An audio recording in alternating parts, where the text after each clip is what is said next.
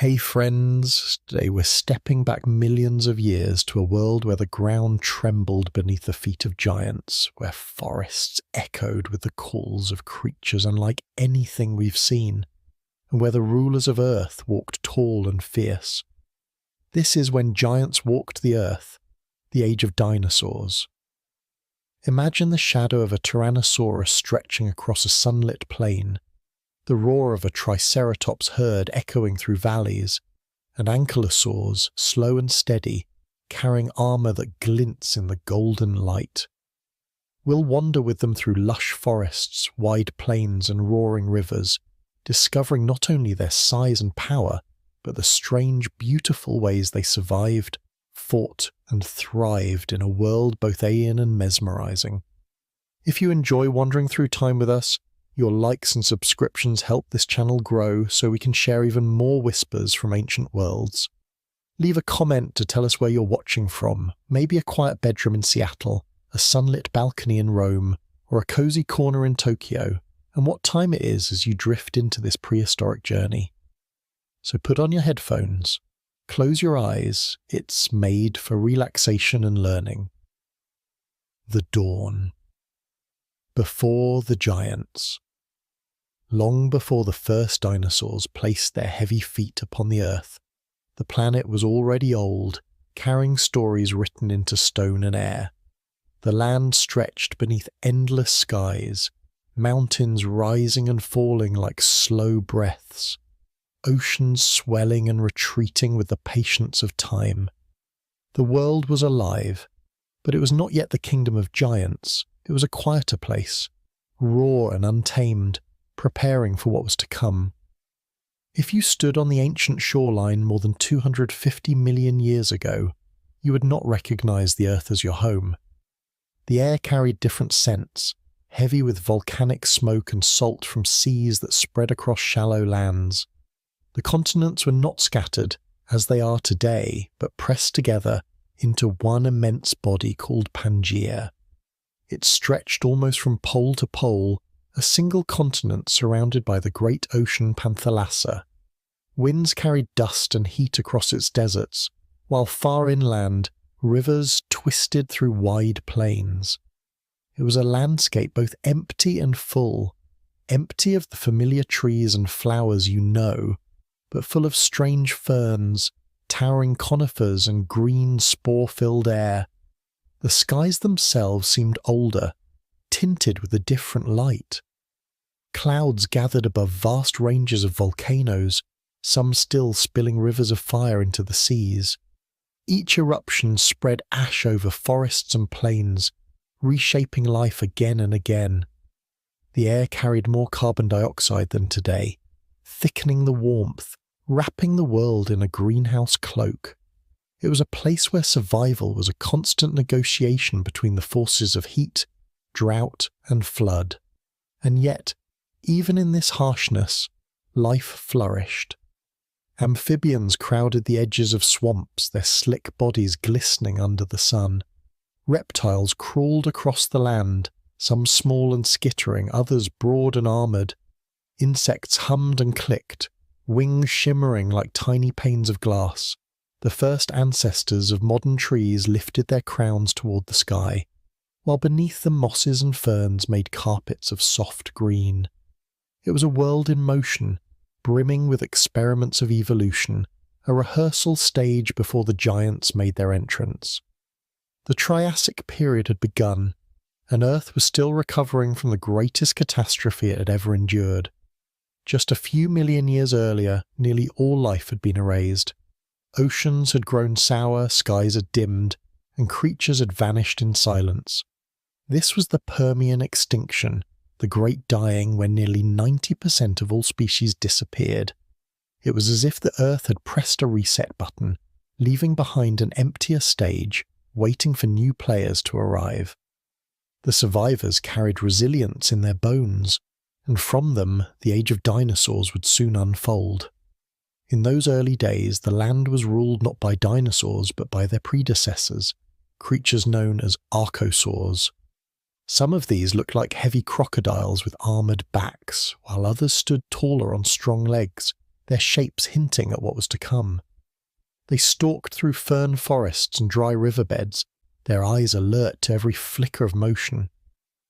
They were the pioneers, carving out niches in the vast emptiness, shaping the foundation upon which the dinosaurs would rise. If you closed your eyes and listened, you would hear an unfamiliar world.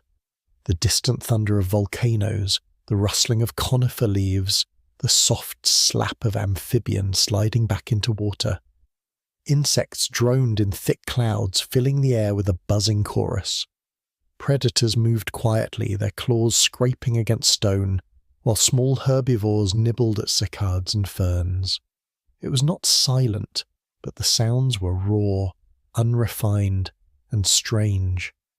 The world was building itself anew, like an orchestra tuning before the music begins. The oceans told another story. Beneath the waves, reptiles swam with long, paddle-like limbs, their bodies twisting gracefully through the water. Some had jaws lined with teeth for snapping fish, while others grew wider, adapted for crushing shells. Coral reefs shimmered with early life, though still recovering from the devastation of the extinction. Tiny creatures drifted in currents, plankton multiplying in the warm seas, feeding the entire web of ocean life. The rhythm of survival pulsed everywhere, steady and unbroken. The climate of this world was a shifting tapestry. Summers were long and brutally hot, while winters in the deep interior of Pangaea were dry and severe. Rain fell unevenly, often flooding plains before disappearing into months of drought.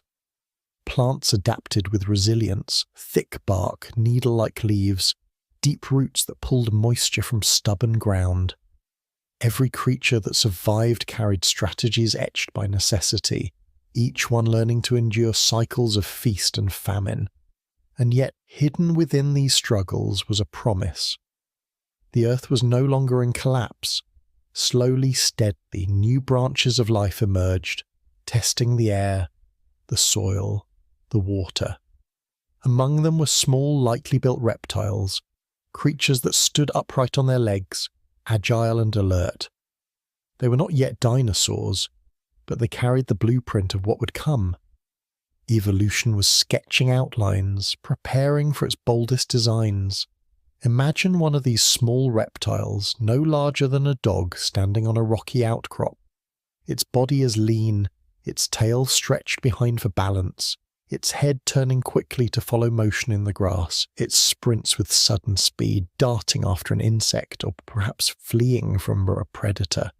Its bones are light, its lungs efficient, its stance upright. Within this simple form lies the seed of something greater, the foundation for creatures that would one day grow taller than houses and longer than rivers. The earth itself seemed to sense the coming transformation. With every volcanic eruption, new land was created. With every storm, new rivers carved valleys into stone. Forests thickened, insects multiplied, reptiles diversified. It was an age of invention, a laboratory without end. Nature was trying possibilities, shaping bodies, testing survival. Some would vanish without a trace while others would adapt and persist. Slowly, generation by generation, the stage was being set for giants. The Triassic dawn was harsh but fertile. The extinction had cleared the slate and life was rewriting its script. From small beginnings came bold experiments, and from those experiments would rise the age of dinosaurs. It did not happen overnight. It took millions of years, countless births and deaths, endless struggles for food and shelter. But the momentum was building, carried forward by the persistence of life itself. In the quiet stretches of this ancient world, you can almost feel the anticipation. The forests whisper with growth, the rivers carve paths of renewal, the skies clear after storms of ash. The earth is waiting, preparing, breathing in slow cycles. Soon the giants will arrive, and the age of dinosaurs will begin, not with a roar, but with steady steps, small and unremarkable at first, yet destined to echo across time. The dawn before the giants was a lesson in patience. It showed that even after devastation, life can return, adapt, and flourish in forms more astonishing than before. It was a beginning born of endings, a prelude to grandeur. The earth was ready, the stage was set, and in the next act, giants would walk the land, shaping an age that still stirs wonder millions of years later. The world that dinosaurs inherited. The earth you stand upon is not the same earth that dinosaurs once knew. Long before their great footsteps pressed into mud and sand, this world had been shaped by chaos, fire, and the slow patience of time. Imagine a planet that was once a molten ball, glowing like a lantern adrift in the black void of space. Over billions of years it cooled, cracked, and grew continents that drifted like rafts upon invisible seas of rock. By the time dinosaurs appeared, the stage had already been set with its own drama of shifting lands, roaring oceans, and skies filled with clouds that carried the weight of ages. The dinosaurs were not the beginning of life, nor were they the end. They were heirs to an ancient story, stepping into the middle of a tale written across stone and sea. Close your eyes and picture this. More than 250 million years ago, the continents were not scattered across the globe as they are today. Instead, they clung together in a single vast supercontinent called Pangaea. It was a land so massive that the heart of it lay dry and parched, far from the comfort of oceans. Winds blew dust across endless deserts, while storms raged at the coasts where sea met land with a violent embrace. Rivers twisted like silver threads across plains, feeding fern forests and groves of tall conifers. The air was warm, sometimes uncomfortably so, carrying the heavy breath of carbon dioxide left behind from ancient volcanic eruptions.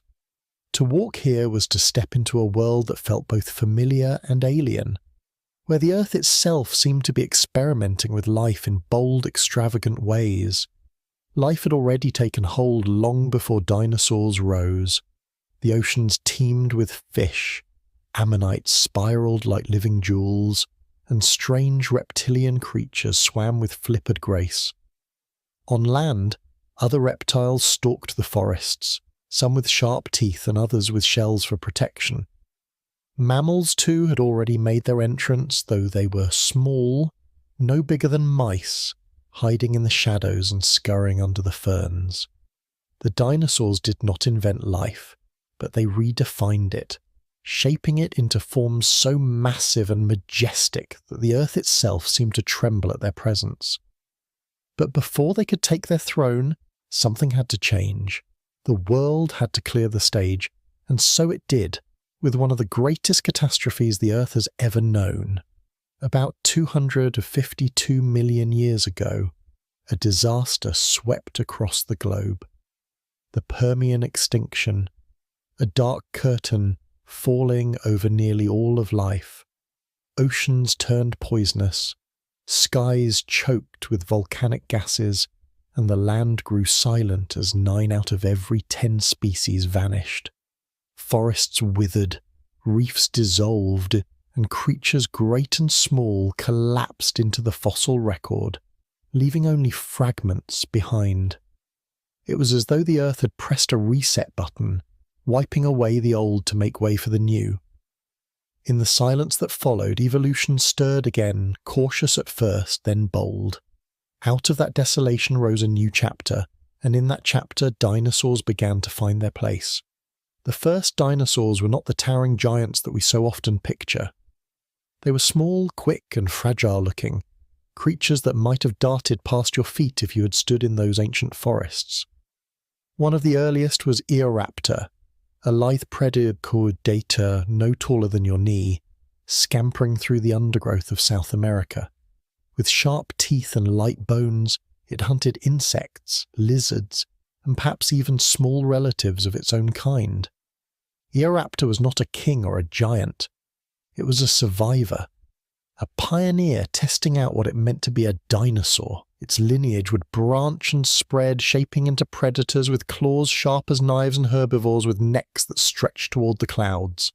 But in these early days, the world was still experimenting. Dinosaurs shared their world with other reptilian dynasties, creatures like the Rauisuchians, crocodile-like beasts that ruled with jaws of iron. For millions of years, these rivals stalked the land, keeping the dinosaurs in check, forcing them to grow faster, adapt smarter, and find new ways to thrive. Life was not gentle. It was a struggle written in tooth and claw in drought and flood. Yet within that struggle, dinosaurs discovered resilience. Slowly, steadily, they grew into the shapes that would one day dominate Earth for over 160 million years. The climate itself shaped them. The warmth of Pangaea's vast interior deserts pushed some dinosaurs to grow large, conserving water and heat within their immense bodies. Forests along the coasts encouraged others to rise on long legs and long necks, stretching upward to feast on leaves where competition was thin. The oceans, restless and rising, sometimes drowned lowlands and forced migrations, scattering populations across new territories. Wherever the earth shifted, the dinosaurs shifted too, carving out new ways of life with each challenge.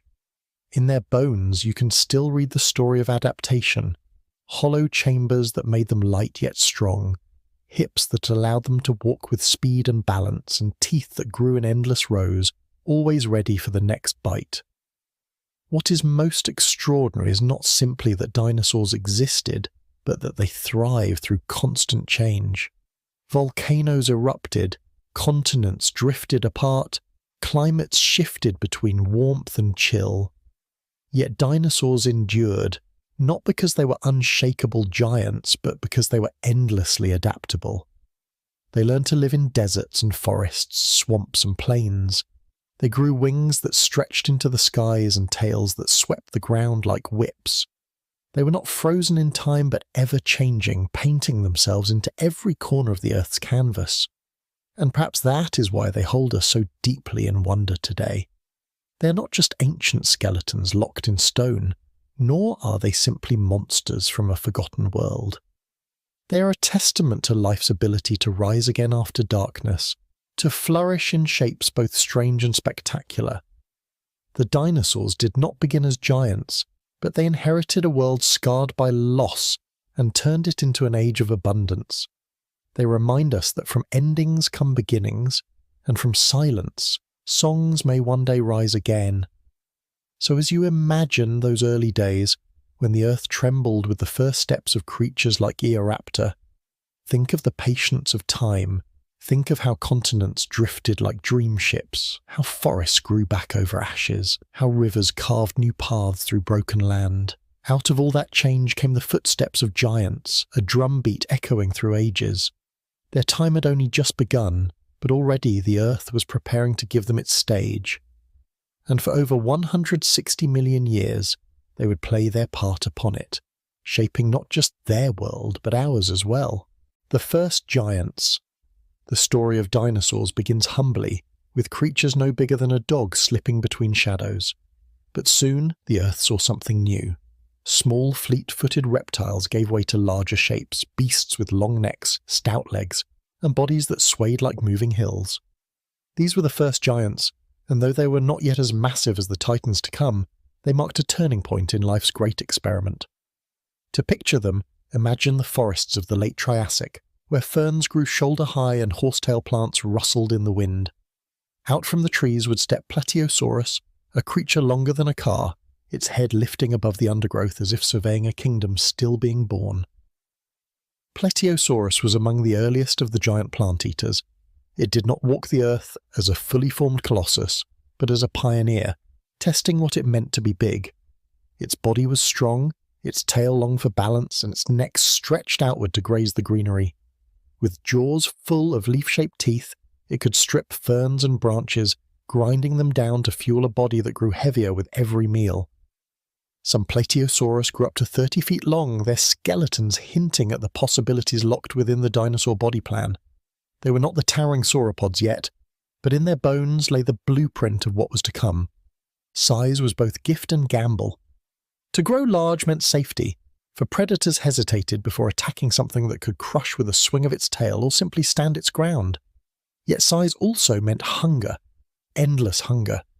Plateosaurus had to eat constantly, stripping plants with tireless jaws, moving slowly across the land in search of more. Fossils suggest they grew quickly when food was plentiful, swelling with each season. But when drought struck and the ferns browned, many perished. Their very bones tell this tale, for some skeletons show individuals that stopped growing abruptly, frozen at half their size, victims of lean times. For them, to be large was to walk a fine line between triumph and collapse. Still, evolution favoured the bold. Across Pangaea, other early giants appeared, herbivores with long tails and deep chests, experimenting with size as though life itself were sculpting new possibilities from clay. These early sauropodomorphs, as scientists call them, discovered that being big offered more than safety. A long neck could sweep across a meadow without the body needing to move. A high reach could pluck leaves untouched by smaller rivals. Even their stomachs became tools, vast chambers where food could ferment slowly, extracting every drop of energy from plants that were otherwise tough and unyielding. Each advantage nudged them toward greater size step by step, until the path to gigantism became inevitable. The landscape of the Triassic echoed with their presence. Picture a herd of these early giants moving together across a plain, their feet pressing deep tracks into the mud. The sound of their movement was like the rolling of distant thunder. Dust rose as they walked, tails sweeping arcs in the air, necks bobbing with each step. They were not graceful in the way a bird takes flight, but they carried a rhythm of endurance, a steady beat that matched the pulse of the earth itself. For predators that lurked at the edges, sleek, toothy hunters like Caliphyssis, such herds were both opportunity and danger. A calf that strayed too far could fall prey, yet a wrong move could place a hunter beneath a crushing foot. Life was balanced on risk and reward, a predator and prey locked in a dance older than memory. What drove this march towards size was not only survival, but also the land itself. The earth in these ages was warm, with high levels of carbon dioxide feeding lush plant growth. Forests stretched across floodplains, and ferns blanketed the open ground. Food was abundant, and in abundance lay possibility. Those that could eat more, grow larger, and dominate new food sources passed on their legacy. Over generations, bodies stretched taller, heavier, stronger. Evolution does not plan ahead, but it does reward persistence. The reward in this case was the blueprint of giants. Yet, size alone was not enough. To live as a giant meant rethinking how a body functioned. The bones of Plateosaurus and its kin show hollow spaces within, reducing weight while maintaining strength. Their limbs were thick and column-like, spreading the burden across sturdy joints. Their lungs may have already carried the seeds of something remarkable, air sacs that let oxygen flow more efficiently, cooling their bodies and fueling their size. These innovations were like tools quietly gathering in a workshop, waiting for the day when the true titans would arrive to wield them. Even so, the Triassic world was unstable. Continents groaned as they began to split, rifting apart with fiery seams that belched lava into the air. Volcanoes darkened skies, rivers shifted courses, and climates swung between wet and dry. The earth was restless, as though uncertain whether to nurture life or crush it beneath upheaval. For the first giants, survival meant adapting not just to predators, but to the very bones of the planet shifting beneath their feet. Some lineages faltered and disappeared, their experiments ending in failure. But others endured, passing along traits that would one day allow their descendants to tower higher than any creature before or since. What is striking when you imagine this world is not only the creatures themselves, but the atmosphere they inhabited. Nights under the Triassic sky glowed with stars more vivid than we see today, unspoiled by city lights. Herds of early sauropodomorphs may have rested beneath them, their massive forms outlined against the moonlit plains. Their breath rose in clouds, their tails twitched, their young nestled in the safety of the herd. Somewhere nearby, predators waited, eyes glinting like embers in the dark. It was a world alive with tension, beauty, and quiet grandeur. The first giants were not perfect rulers. They stumbled, they suffered, they faced extinction more than once, yet they opened a door. They showed that life could reach upward and outward in ways never before imagined. The idea of the giant was born in their bones, and once born it would never leave. In time, their descendants would walk the earth as true colossi, sauropods with necks as long as buses, bodies heavy as ships, and tails that cracked like thunder. But all of that lay in the future. For now, in the Triassic, the Earth was still young in its experiment. The first giants walked its forests and plains, leaving footprints that spoke of possibility, of a story just beginning to unfold. So imagine yourself standing there on a Triassic floodplain, the air warm and filled with the scent of resin and fern. The ground trembles as a herd passes by, their shadows stretching across the land. These are not yet the legends of the age of dinosaurs, not yet the icons that children dream of and paleontologists unearth. They are something humbler and more precious, the first steps of greatness. The Earth, still scarred from its ancient wounds, now carried the promise of giants. And those promises, once set in motion, would shape the very fabric of life for millions of years to come. Life among titans. As the Triassic faded into the Jurassic, the world transformed. The first giants had carved their place into the land, but now the stage grew wider, richer and more dangerous. The earth warmed, rains fell across broad plains, and forests of conifers and cycads reached toward the sky. Rivers wound their way through valleys, and swamps shimmered with the hum of insects. Into this new world stepped not only larger plant-eaters, but also the hunters who had learned to stalk them. The age of balance had begun, where titans walked in herds and predators honed their strength in pursuit. To live among giants was to live with constant motion.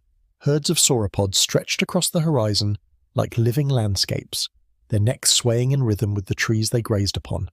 The ground shook as they moved, their feet pressing footprints so deep that some remain today, stone-carved echoes of ancient steps. Around them, smaller dinosaurs darted in and out, scavenging scraps, testing boundaries, weaving their lives between the shadows of titans. The air carried the musky scent of resin, the rustle of plants brushed by massive bodies, and the low, resonant calls of creatures that communicated across distances with sounds as deep as thunder. Predators, too, grew to match this scale. No longer were hunters slight and delicate like their Triassic ancestors.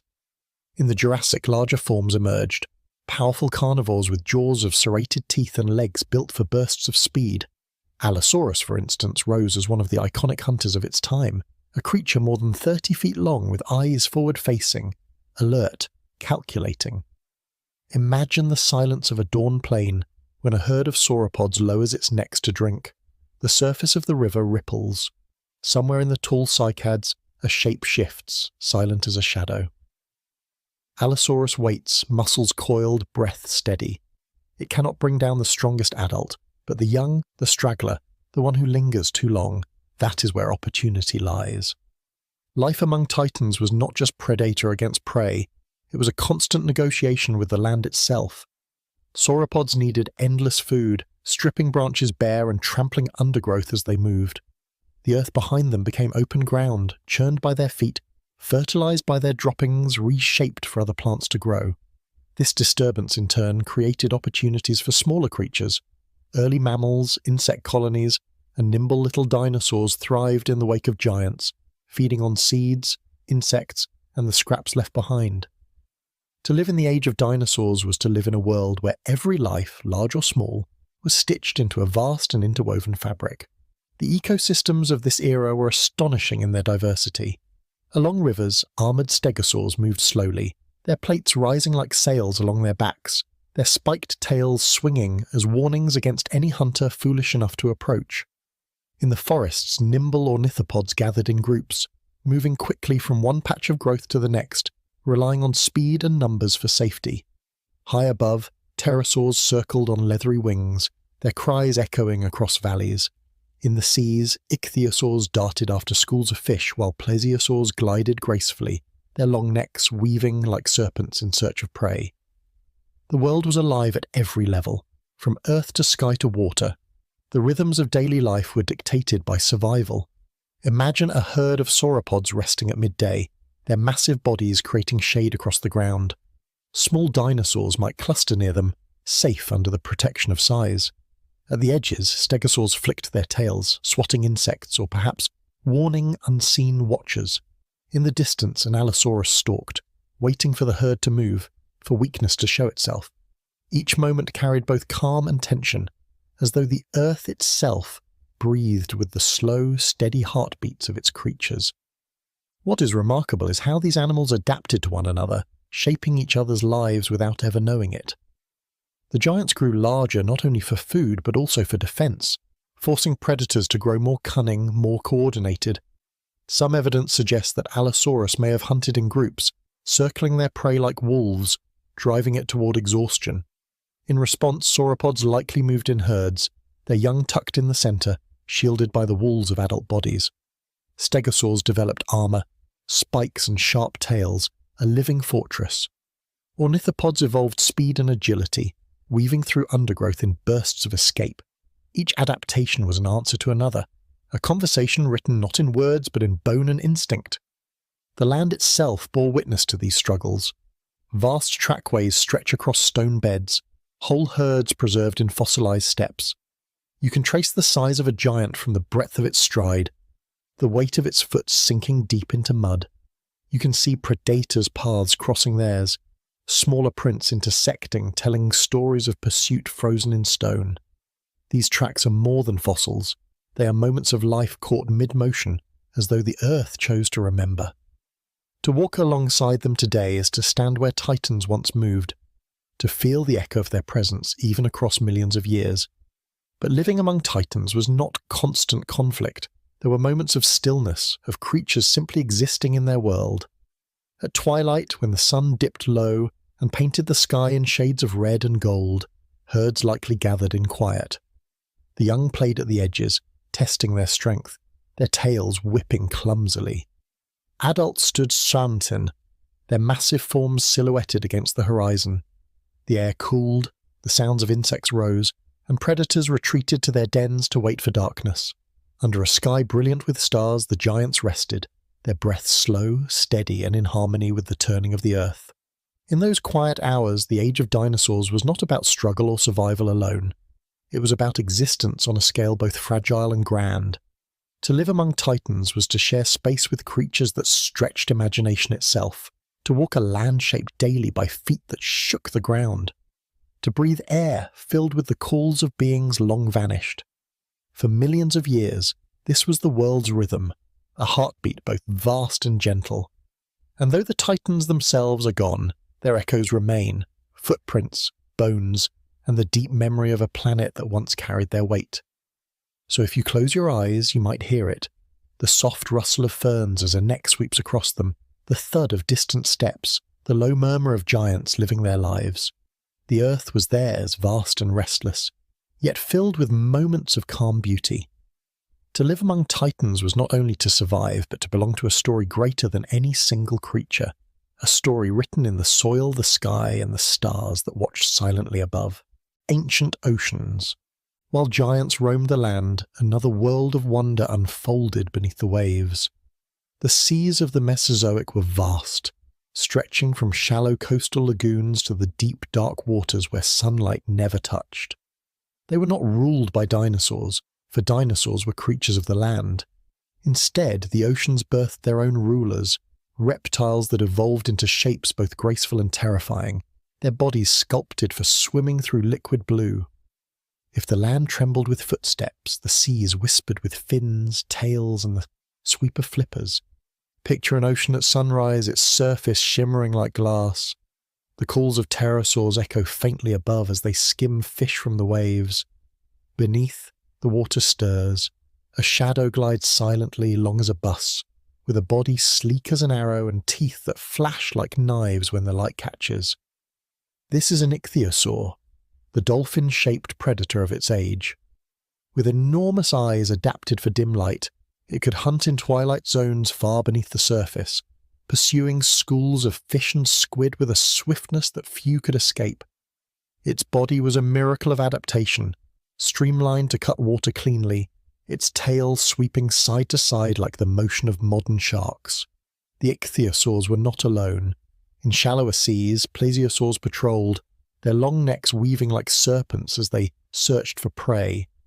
Some had necks so long they seemed almost unreal, stretching across the water like flexible bridges, their small heads snapping at fish and ammonites. Imagine watching one rise to the surface, its neck breaking the waves like a swan scaled up to monstrous size, before dipping once more into the depths. Others of their kind, the pliosaurs, abandoned long necks in favour of massive skulls, their jaws lined with teeth able to crush bone. These were apex predators, the sea's answer to the great carnivores of the land. To encounter one was to meet power wrapped in muscle, stealth sharpened by hunger. The oceans themselves teemed with more than reptiles. Ammonites, relatives of squid and octopus, drifted in coils of shell, their tentacles reaching to capture tiny prey. They spiraled through the water in shapes so beautiful that millions of years later, humans would collect their fossil shells and marvel at their symmetry. Belemnites, ancestors of modern cuttlefish, darted through schools, their torpedo-shaped bodies flashing in the light. Shoals of fish shimmered in coordinated waves, moving as if one single living fabric. And below them, in the sand, small creatures dug burrows, waiting for the night to rise and feed. Life in the oceans was layered, from the glittering surface down to the silent trenches, each depth carrying its own rhythm of survival. What made the seas of this time extraordinary was their constant flux. Shorelines shifted as continents pulled apart, birthing new oceans. Volcanic ridges spread across the seafloor, raising mountains beneath the waves. In some places, shallow seas flooded continents, creating vast inland oceans where marine reptiles cruised above what had once been dry land. Imagine standing on a coast where today there is desert, and seeing waves stretch as far as the eye can reach, filled with creatures whose shapes no human could invent. The earth itself was sculpting new habitats, and life responded with creativity, filling every available space.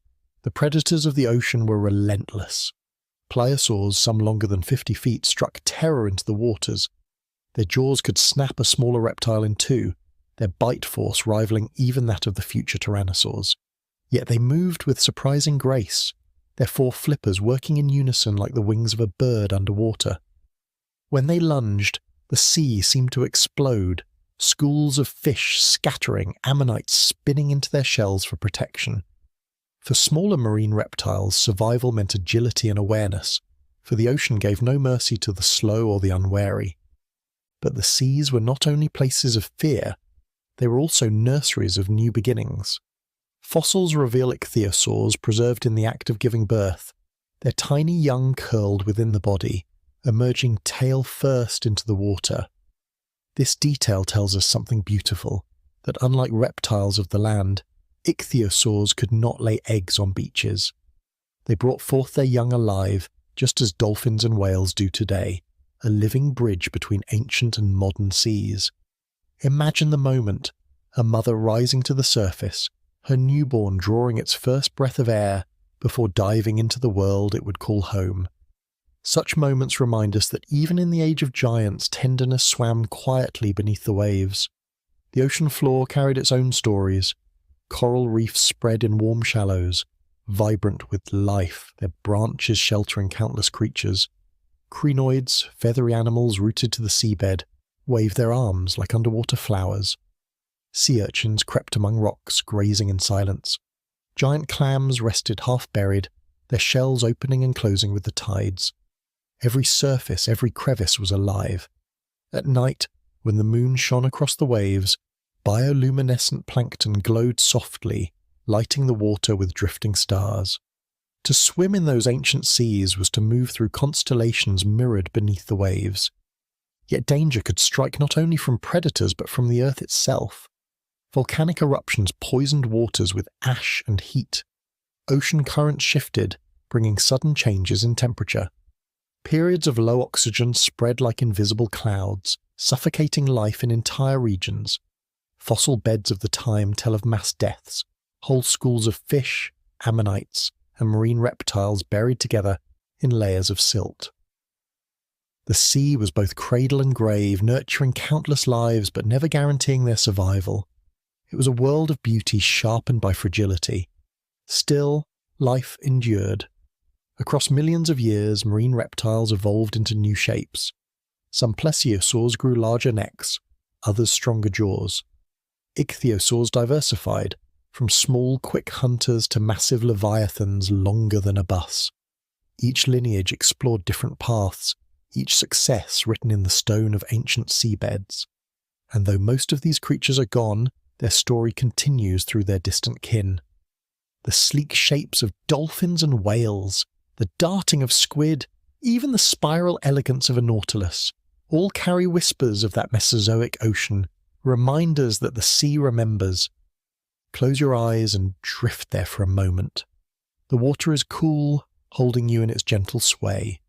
Sunlight filters down, breaking into beams that dance on scales and shells. Around you, a school of fish moves like a silver cloud.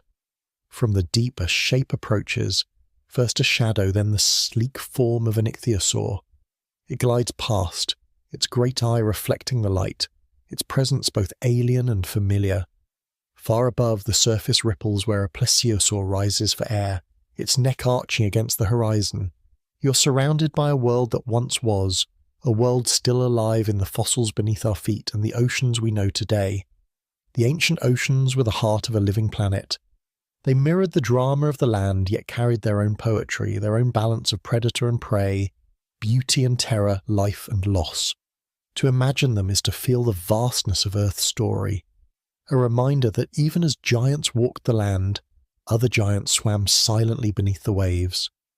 Their time has passed, but their echoes endure, flowing with the tides, hidden in stone, waiting for us to listen. When giants walked the earth, the age of dinosaurs. You wander deeper into this world where time itself feels like it stretches and folds in strange ways. The air carries the pulse of countless lives, and everywhere you look, the earth feels bigger, louder, more alive than anything you've ever known. You notice that this is not just an age of giants, but also an age of experiments. Nature is trying out new shapes, new strategies, and new designs for survival. Some creatures fly, though their wings are not made of feathers like the birds you know, but stretched skin, delicate and strong, beating against warm winds. Others grow thick armor plates across their backs, heavy as shields, turning their very bodies into fortresses. Some carry long necks like living cranes, able to reach the tops of trees or sweep across wide meadows to graze without moving more than a few steps. Every creature is a story, every bone a paragraph written in the language of survival. Imagine yourself standing at the edge of a great clearing where a herd of sauropods passes through. They are enormous, so large they make the trees look like mere saplings. Their footsteps send gentle tremors through the ground like distant thunder. Their necks sweep across the sky in slow arcs, plucking leaves from branches that no other animal could dream of reaching. Yet despite their size, they move with a calm rhythm, almost like a living tide flowing through the forest. They are peaceful in their giant way, but around them smaller creatures dart in and out, birds with teeth snapping at insects, mammals no bigger than a rabbit scurrying beneath roots, and tiny reptiles soaking up the warmth of the sun. The great and the small share this space together, each carving out a fragile niche in the grand experiment of life. You can hear the calls of distant predators, sharp and echoing, carried by the breeze. Somewhere beyond the tree line, a pack of carnivores hunts. You can almost picture them, sleek, muscular, moving with both power and calculation. Their eyes are bright, intelligent, searching the land for weakness. For the herbivores, this sound is a reminder that even in their size and strength, danger is never far away. Life here is balanced between creation and destruction, a dance where survival is never guaranteed. Yet the beauty of it lies in the tension. Without the hunters, the herds would grow too large. Without the herds, the hunters would starve. Every sound, every shadow, every step echoes with this fragile balance. The plants themselves seem to lean into the rhythm of this age. Towering conifers stand tall like sentinels, their branches heavy with needles. Ferns sprawl across the ground in lush carpets, their fronds curling toward the sun. Cicadas rise like green pillars, their crowns of stiff leaves giving the land a strange, primeval look.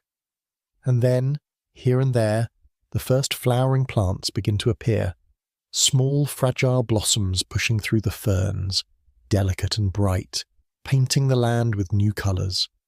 These flowers are whispers of the future, hints of a world that will one day bloom in endless variety. But here, in this time, they are rare treasures, fragile experiments that add softness to the wild abundance of green. The rivers cut through the land in wide silver ribbons, feeding lakes that shimmer under the sunlight. Along their banks, herds come to drink, their long shadows falling across the water's surface. Sometimes the stillness is broken by the sudden splashes, giant reptiles lurking beneath the surface, jaws waiting, patience sharper than teeth. Crocodile-like hunters snap upward, and the water bursts into chaos. Some prey escape, scrambling back to shore, while others vanish beneath the surface, leaving only ripples. It is harsh, it is raw, but it is also life in its truest form. No cruelty, no malice, only survival. Even the hunters are part of the Earth's grand experiment, testing the strength of the herds, sharpening the future with every chase. As you move further, you hear another sound, something stranger, deeper. It is not the call of a predator or the murmur of leaves in the wind.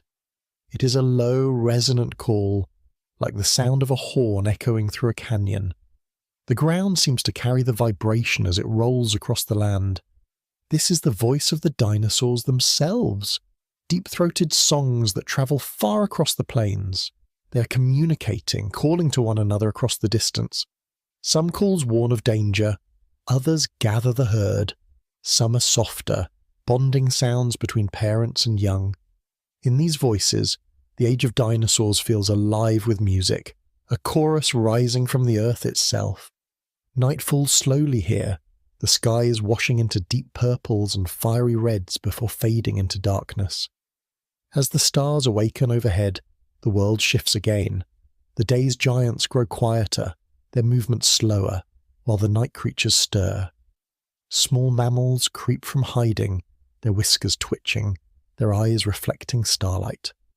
Winged reptiles sweep overhead, silhouettes against the moon, gliding between the treetops. The air cools, and with it comes a stillness, a pause in the great rhythm of life. But even in darkness, the land does not sleep. It hums with quiet energy, as if the earth itself is breathing. You feel it in your chest, in your heartbeat matching the pulse of this ancient world.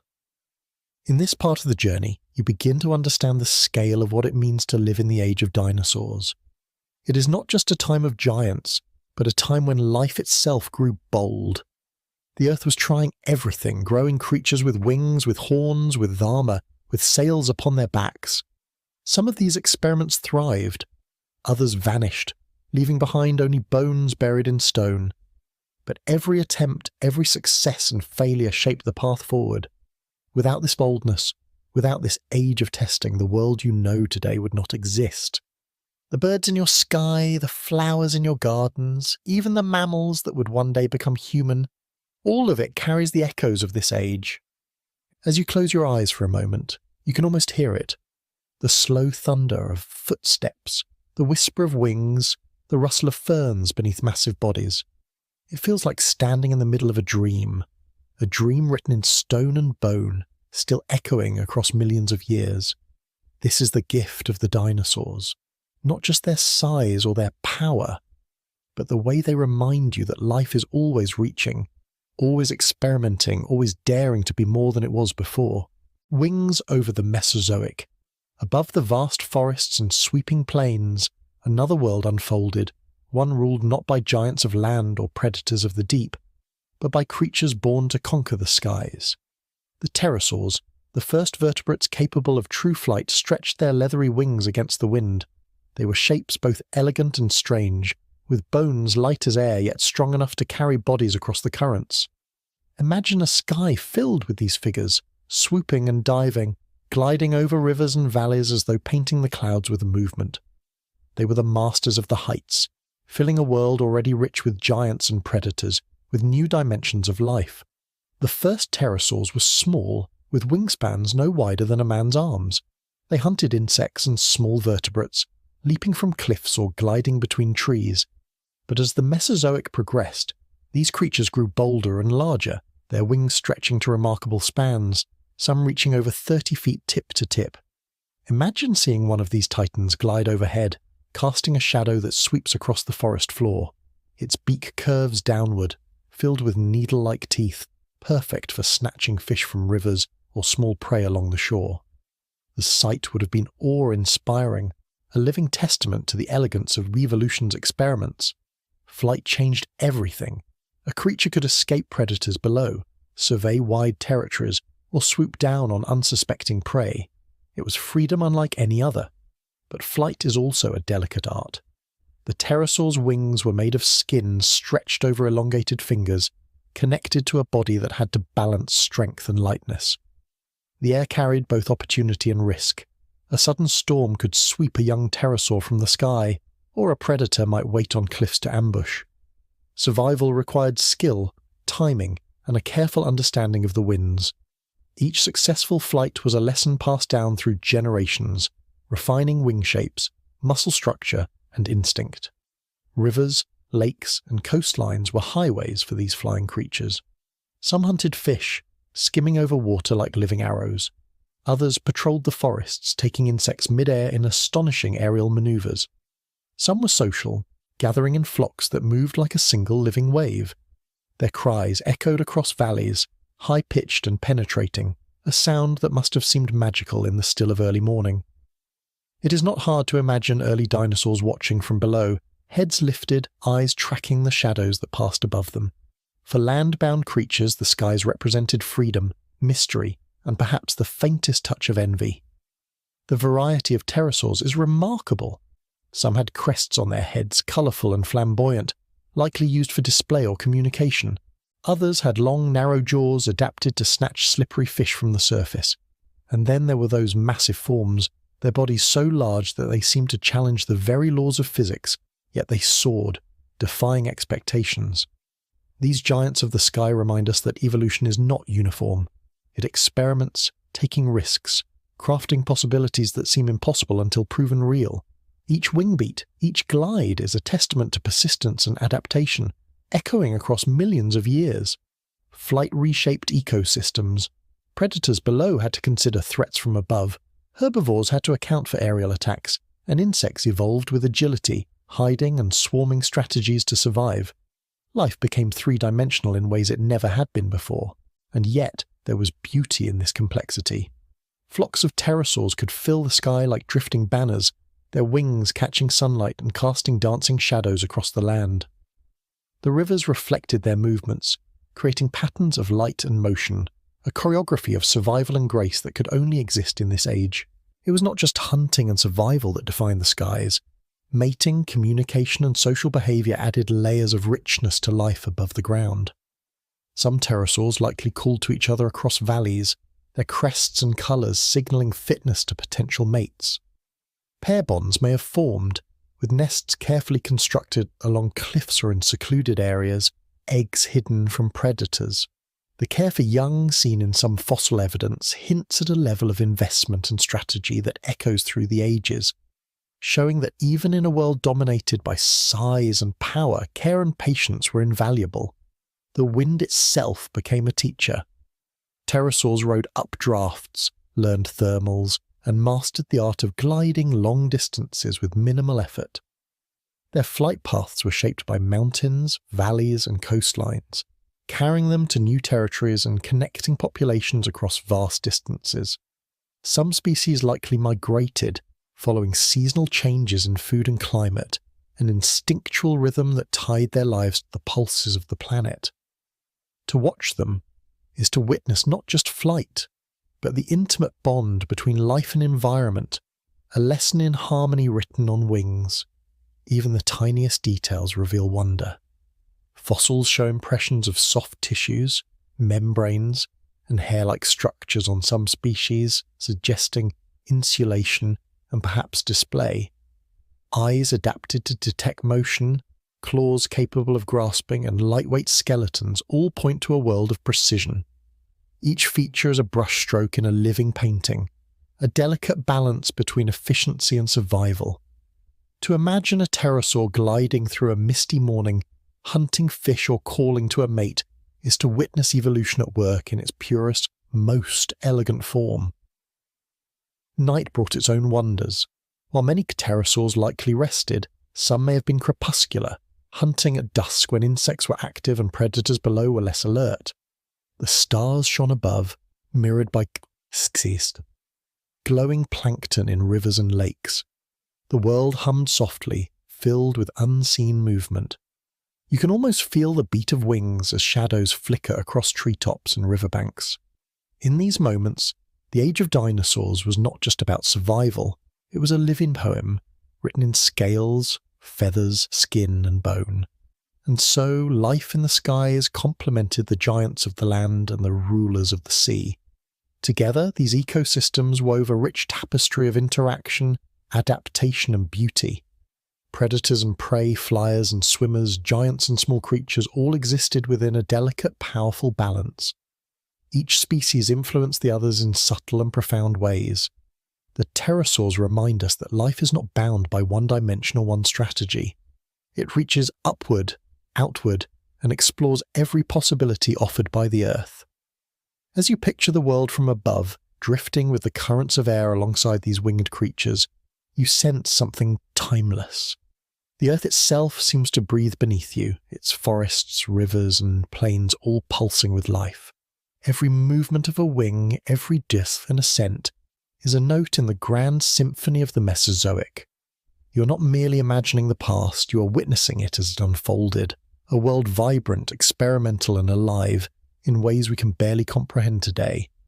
The skies tell a story of freedom, risk, and innovation. They remind us that evolution is patient, persistent, and endlessly creative. To soar above the forests and rivers of the Mesozoic is to glimpse the possibilities of life in its purest form, a life that experiments, survives, and thrives across time. The pterosaurs, in all their strange elegance, show us that even in a world dominated by giants, there is room for grace, agility, and the wonder of flight. The rise of apex land predators. While the skies shimmered with leathery wings and the seas carried silent leviathans beneath their surfaces, the land told its own story, a story of hunters rising to the top of the food chain, shaping the world through both force and cunning. The Triassic gave way fully to the Jurassic, and with it, carnivorous dinosaurs grew larger, stronger, and more specialized. They walked in shadows and stalked in sunlight, their forms sculpted for both endurance and sudden bursts of power. These predators were the architects of tension in every landscape, teaching the herbivores lessons in vigilance, adaptation, and cooperation. Imagine a clearing at dawn, the mist curling above a riverbank. A herd of sauropods drinks in cautious calm, their massive necks dipping into water that ripples in soft arcs. Hidden among the cycads and ferns, a predator moves with deliberate patience.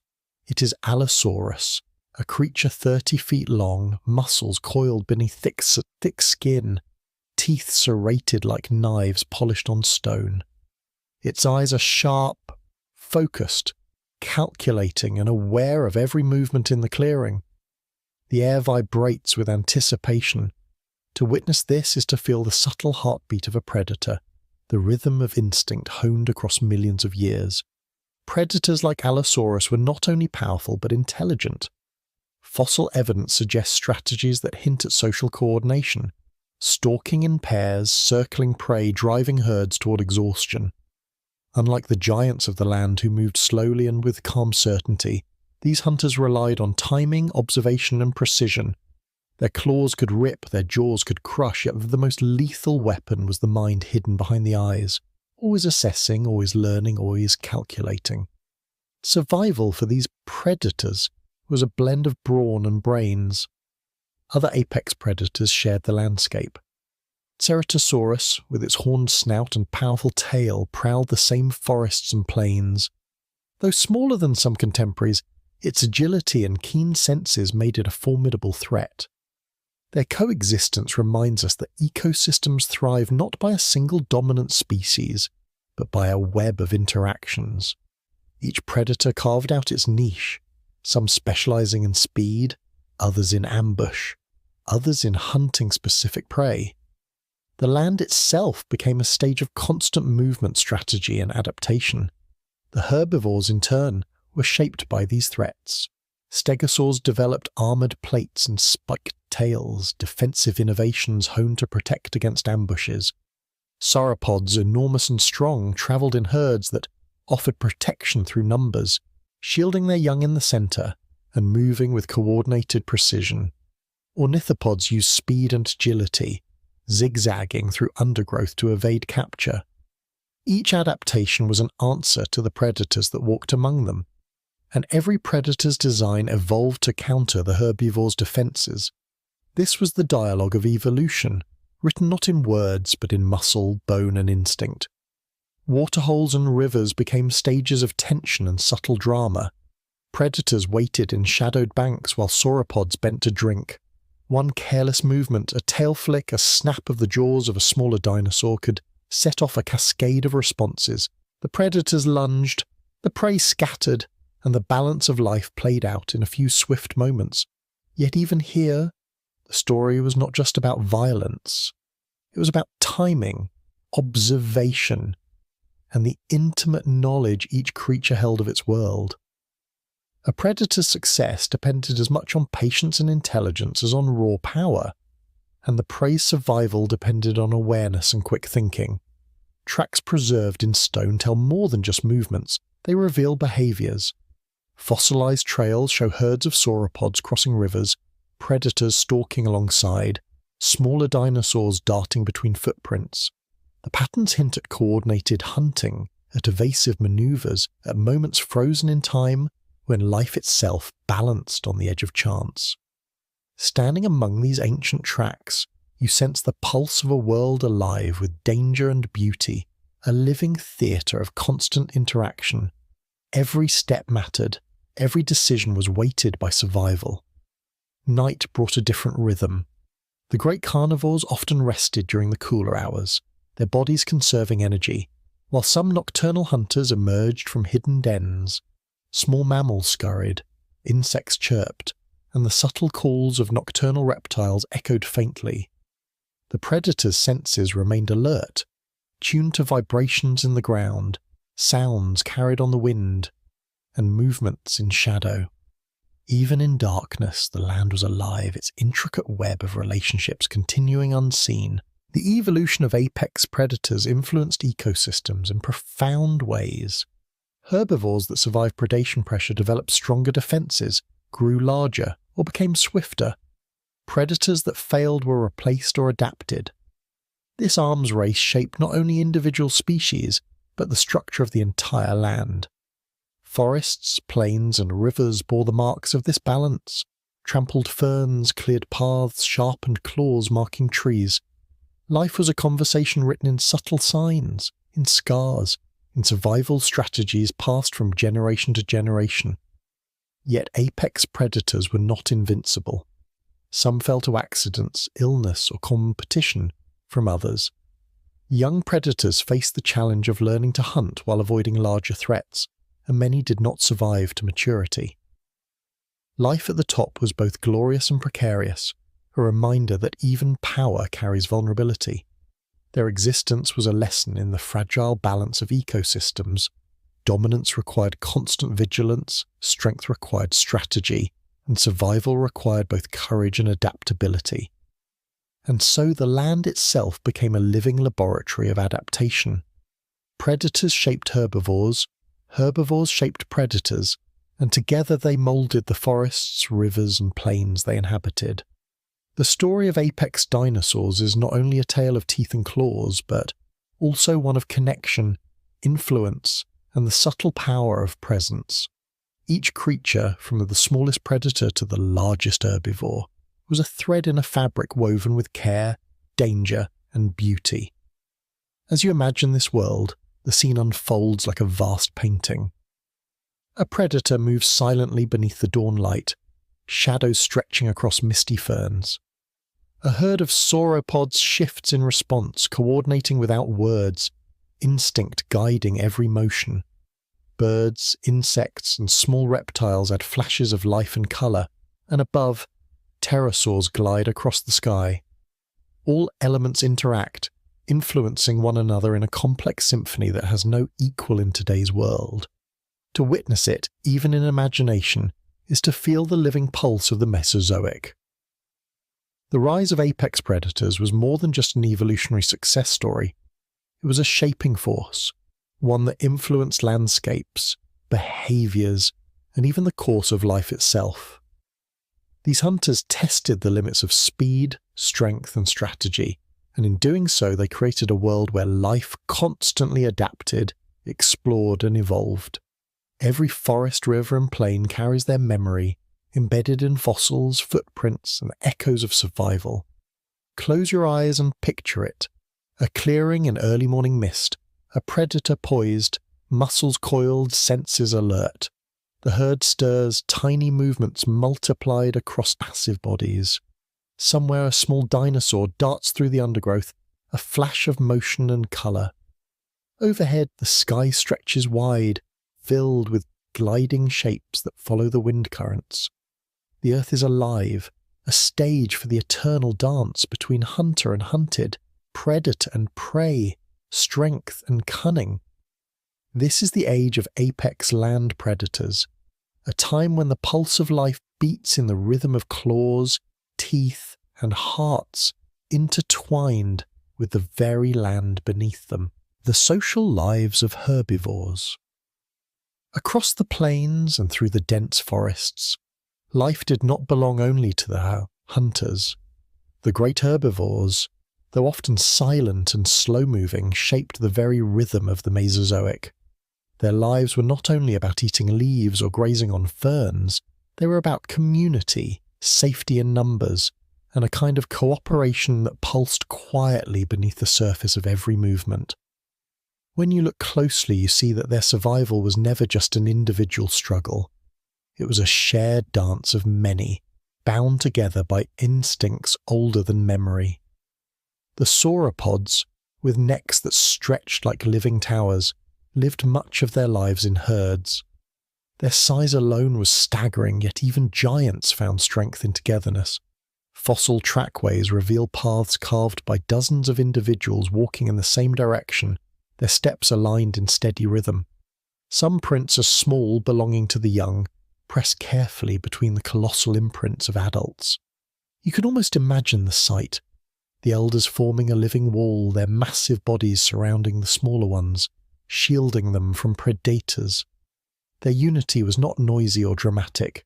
It was silent, steady, and enduring, a moving fortress made of flesh and bone. Stegosaurs, smaller but bristling with armour and spiked tails, also show hints of communal life. Evidence suggests they gathered in groups, moving together through forests, perhaps alerting one another to danger.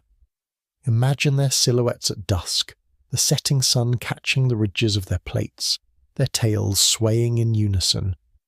To a predator, this was no easy meal. To approach one meant risking a deadly swing from a tail tipped with sharp spikes, and to approach many meant facing a wall of defences.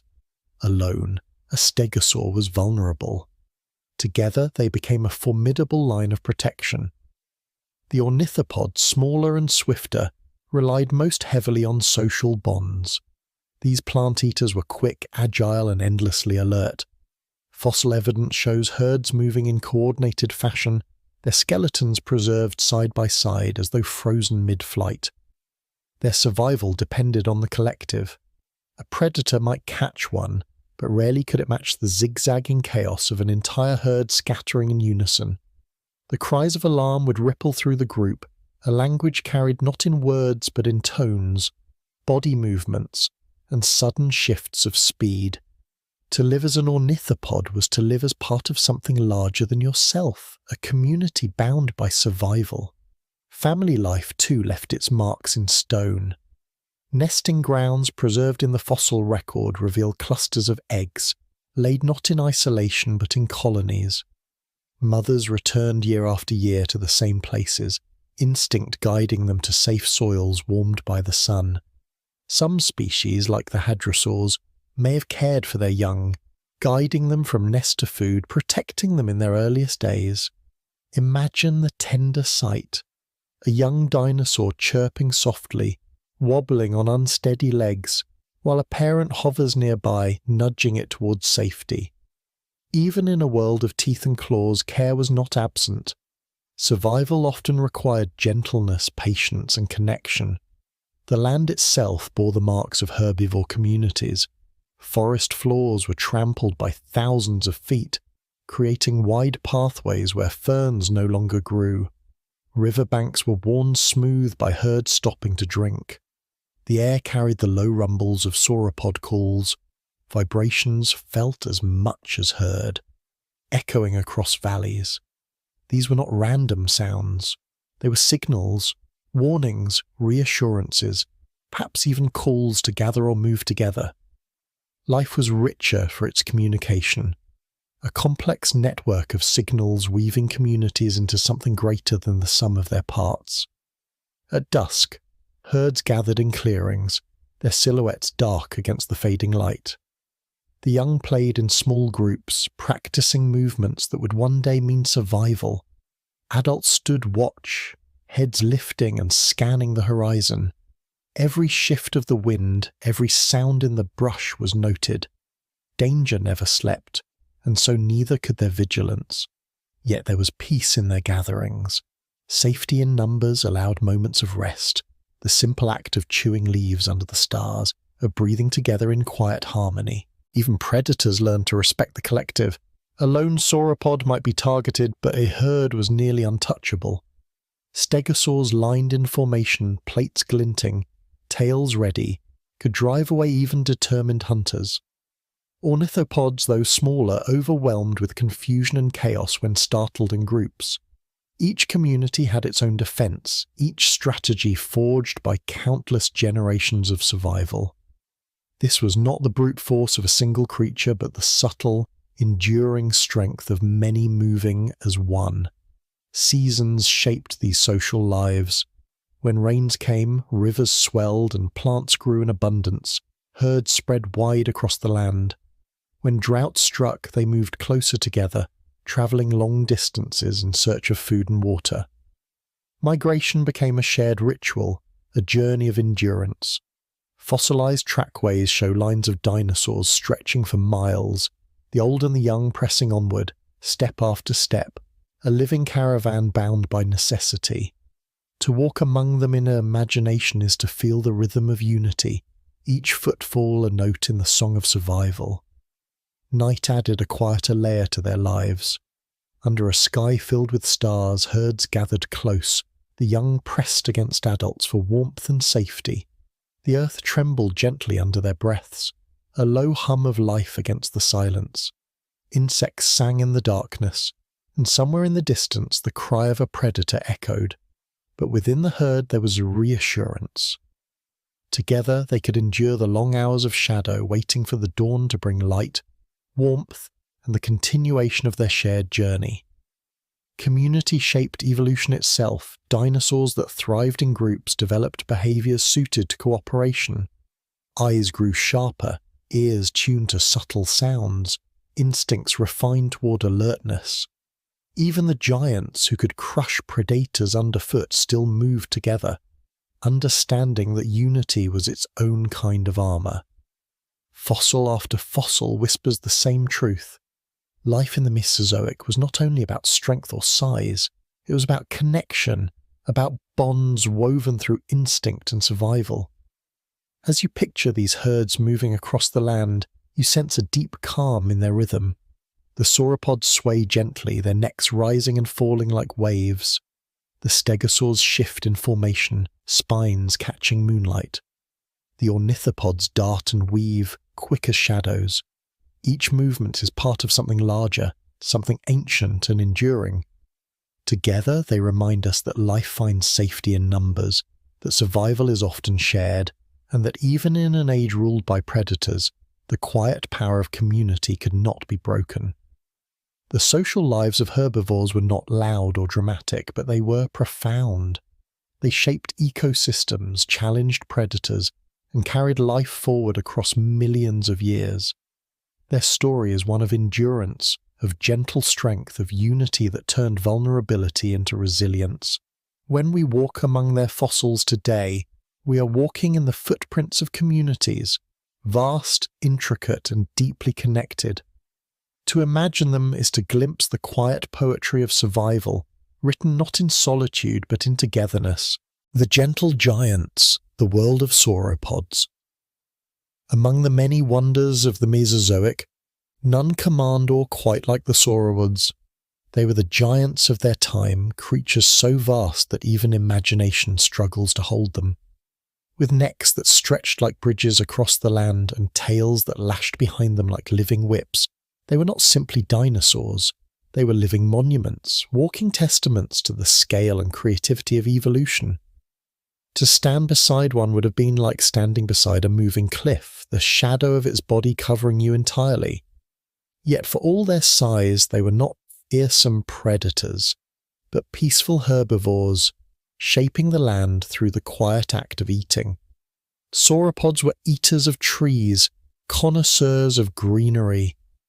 Their world was a buffet of ferns, cycads, and towering conifers. With necks reaching skyward, they fed from heights untouched by any other herbivore, stripping branches bare and swallowing leaves whole. Each mouthful was not chewed but gulped, passing into massive bellies where fermentation chambers broke down tough plant fibers.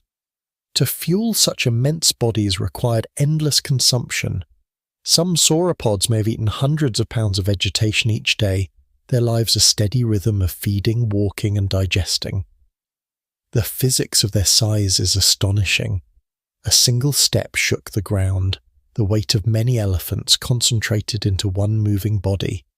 Their skeletons reveal ingenious engineering, hollow bones that lighten their frames without sacrificing strength, air sacs that filled their bodies and kept them cool.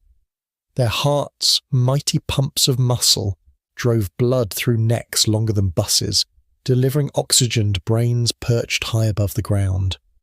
Even breathing was efficient, a system borrowed by their bird descendants, ensuring that oxygen flowed through their vast bodies without pause. But these giants were not clumsy. Fossil trackways show careful placement of feet, movements measured and deliberate. Their long tails often swung gently above the ground, balancing the weight of their necks. Some scientists believe the tails could crack like whips, producing sounds as loud as thunderclaps, signals to warn, to defend, or perhaps simply to communicate across vast distances. To watch a herd of sauropods moving together would have been to witness a kind of living architecture in motion, columns of flesh and bone advancing with slow, steady power. Their young tell another part of the story. Fossil nesting grounds reveal sauropods laying eggs in communal sites, hundreds clustered together. The eggs, not much larger than those of a goose despite the size of the parents, were buried in warm soil or covered with vegetation, left to incubate in the heat of the earth. When the young hatched, they were vulnerable, tiny compared to the giants they would become. Many fell to predators, but those who survived grew with astonishing speed, adding tons of weight in a few short years. To live long enough to reach adulthood was rare, but once full grown, a sauropod was almost untouchable. The landscapes themselves bore the signatures of these giants. Forests opened under their feeding, canopies reshaped as they stripped branches high above. Riverbanks trampled underfoot became broad paths etched permanently into the earth. Where herds moved, vegetation was consumed in sweeping patterns, regrowth following in their wake. They were not simply creatures of the land, they were shapers of ecosystems, gardeners on a colossal scale. Every bite, every footstep reshaped the balance of their world. Despite their enormity, sauropods were peaceful. They had no sharp teeth, no claws for rending flesh, no appetite for blood. Their defences were size and unity, their strategy survival through presence alone. Predators might threaten the young, but rarely could they challenge an adult. Even the fiercest carnivores knew their limits. A strike against a giant could mean broken bones, crushed under tons of moving weight.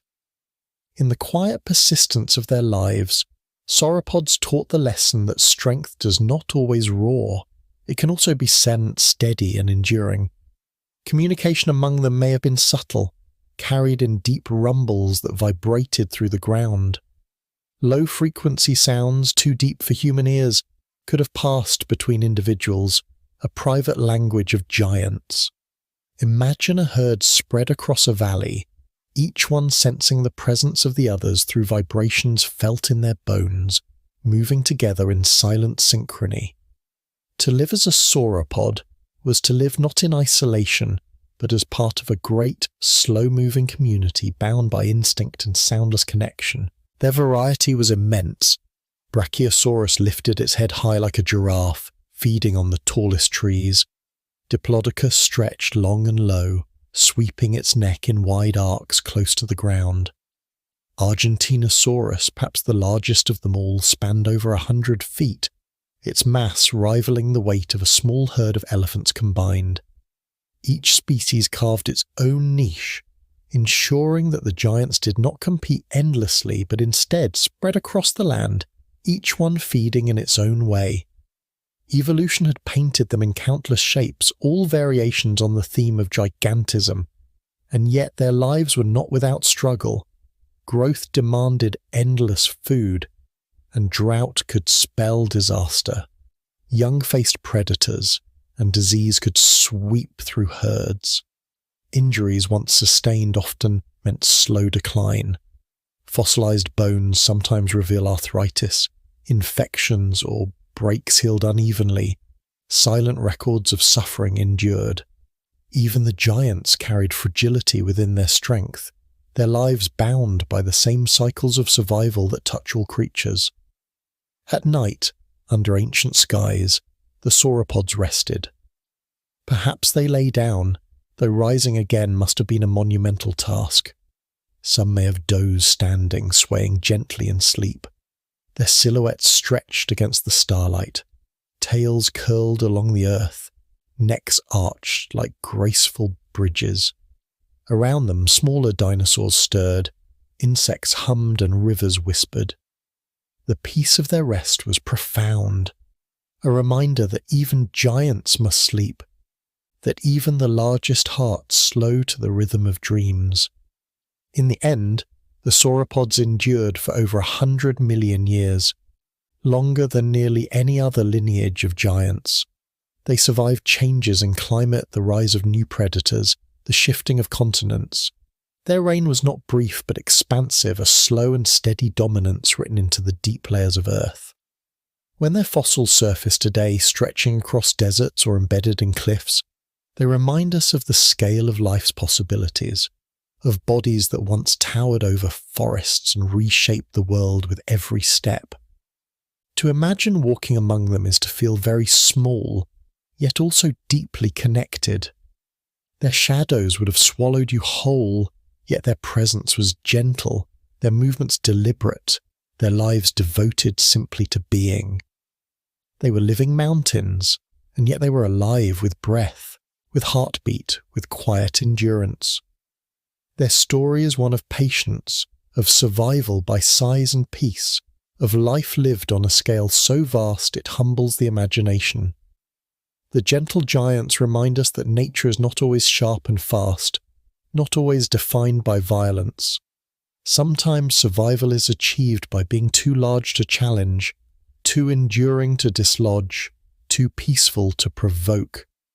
In their age, they were the calm among storms, the steady rhythm of existence that carried the Mesozoic forward. They walked the earth not with menace but with majesty. And even now, millions of years later, their memory still walks with us, reminding us of the greatnesses that can come from gentleness. Hunters of the Mesozoic, the reign of the predators. If the sauropods were the great mountains of the Mesozoic, then the carnivores were its storms. Swift, sharp, and endlessly hungry, they were the balance to the giants. Evolution had equipped them with teeth like daggers, claws that tore flesh, and senses tuned to survival. They were the hunters, the constant shadow on the edge of the herds, the presence that shaped the lives of every creature around them. To meet one would have been to see motion itself, a flash of power sharpened by millions of years of practice. Among the greatest of these hunters was Tyrannosaurus rex, a name that still stirs awe. Standing as tall as a house with a skull that could swallow you whole, T-Rex was the very image of predation. Its bite was among the most powerful ever to exist, able to crush bone as though it were brittle wood. Yet it was not mindless violence. It was a master of efficiency. Every movement, from the careful stalk to the final charge, was calculated. To be hunted by such a creature was not merely to be chased, but to be tested against the perfection of evolution itself. But T-Rex was not alone. Across the world, predators ruled in many forms. In South America, Giganotosaurus stretched even longer, a predator built to pursue massive prey across plains. In Africa, Carcharodontosaurus prowled like a lion magnified into something monstrous. In Asia, Tarbosaurus stalked river valleys, while smaller but no less deadly hunters like Velociraptor worked in packs, their sickle-shaped claws flashing in the sun. Each continent wrote its own story of predation. Each hunter adapted to its land, its prey, its battles. The methods of these predators were as diverse as their forms. Some were ambushers waiting in the shadows of ferns or the cover of trees, striking suddenly when prey wandered too close. Others were coursers, running across open ground with stamina that wore down the weaker members of a herd. Still others relied on cooperation, groups of smaller hunters moving together, their intelligence compensating for their size. Fossils suggest that even giants like sauropods were not safe from coordinated attacks, their young and injured falling to hungry jaws. To live as a predator was not a life of endless feasting. Each kill was uncertain, each chase a gamble. A failed hunt meant wasted energy, and hunger was a constant shadow. Injuries were common, teeth broken, bones fractured, claws snapped. Predators lived on the edge, their strength both their gift and their burden. Fossils of healed bones tell stories of survival, of creatures limping through forests, still able to hunt, still able to endure despite wounds that would cripple others. Survival was not perfection. It was persistence in the face of challenge. The senses of these hunters were extraordinary. Their eyes faced forward, granting a perception, the ability to track movement across distances. Their noses were filled with labyrinths of passages, allowing them to smell prey long before it could be seen. Some may have been able to sense vibrations in the ground, the faint signals of footsteps far away. They were not only powerful bodies, they were instruments of perception, tuned to the rhythms of life and death. And yet predators were not only killers, they were also guardians of balance. Without them, herbivores might have overrun the land, consuming vegetation until the world grew barren. Predators ensured that the weak were removed, the herds kept in motion, the cycle of life continuing. Their presence shaped the evolution of prey, driving the growth of defences, speed, armour, and cunning. The chase was not just survival, it was the sculptor of life itself. Among the smaller hunters, stories unfolded just as dramatic. Velociraptor, feathered and fast, was no taller than a child, yet it carried the spirit of a wolf. Its intelligence was sharp, its movements coordinated, its claws deadly in close combat. It may have hunted in groups, darting and weaving around larger prey, using numbers and strategy to bring down animals far bigger than itself. To encounter such a pack would have been like facing the wind, swift, invisible until it was upon you, impossible to resist once it struck. The drama of predator and prey was played out endlessly across the Mesozoic. Imagine a herd of hadrosaurs grazing near a riverbank, their duck-billed mouths stripping vegetation in peace. Then from the tree line a shadow moves. Eyes lift, tails flick, the herd stiffens. A single misstep, a rustle too loud, and the predator is revealed. The chase begins, dust rises, the ground trembles, cries echo through the air. For the predator, it is a test of endurance, of timing. For the prey, it is life itself. Only one will win, and the balance of the ecosystem depends on the outcome. Even the sky carried its hunters. Pterosaurs, some small as sparrows, others vast as airplanes, wheeled above the land and water.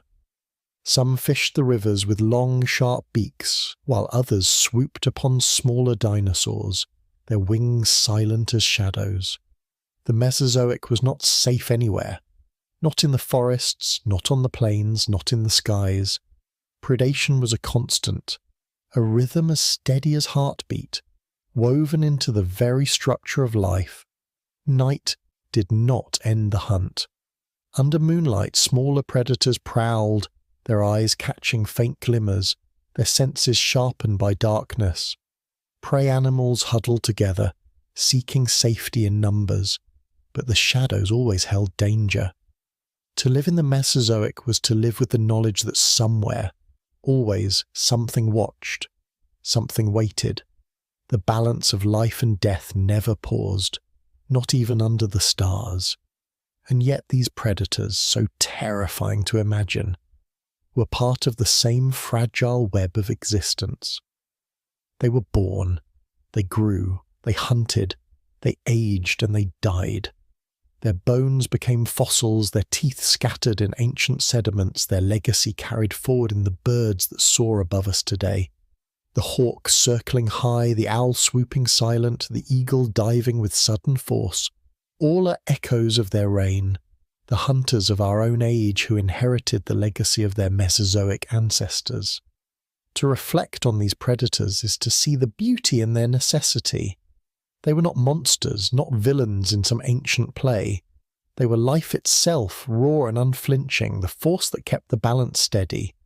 In their eyes burned the fire of survival, a flame that has never gone out, carried across millions of years into every predator that walks, swims, or flies today. The reign of the predators reminds us that strength can be both terrifying and essential, that survival is a dance of opposites. Where there is peace, there is also pursuit. Where there is abundance, there is hunger.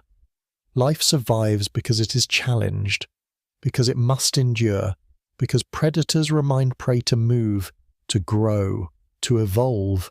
In their shadows, the world was made sharper, more alive, more resilient. And so the hunters of the Mesozoic walked their world, as necessary as the giants they pursued, as eternal as the cycle they embodied. Their story is not just one of fear, but of balance, of the great truth that in every age life survives because it is both chased and chasing. The oceans of giants, life beneath the Mesozoic waves.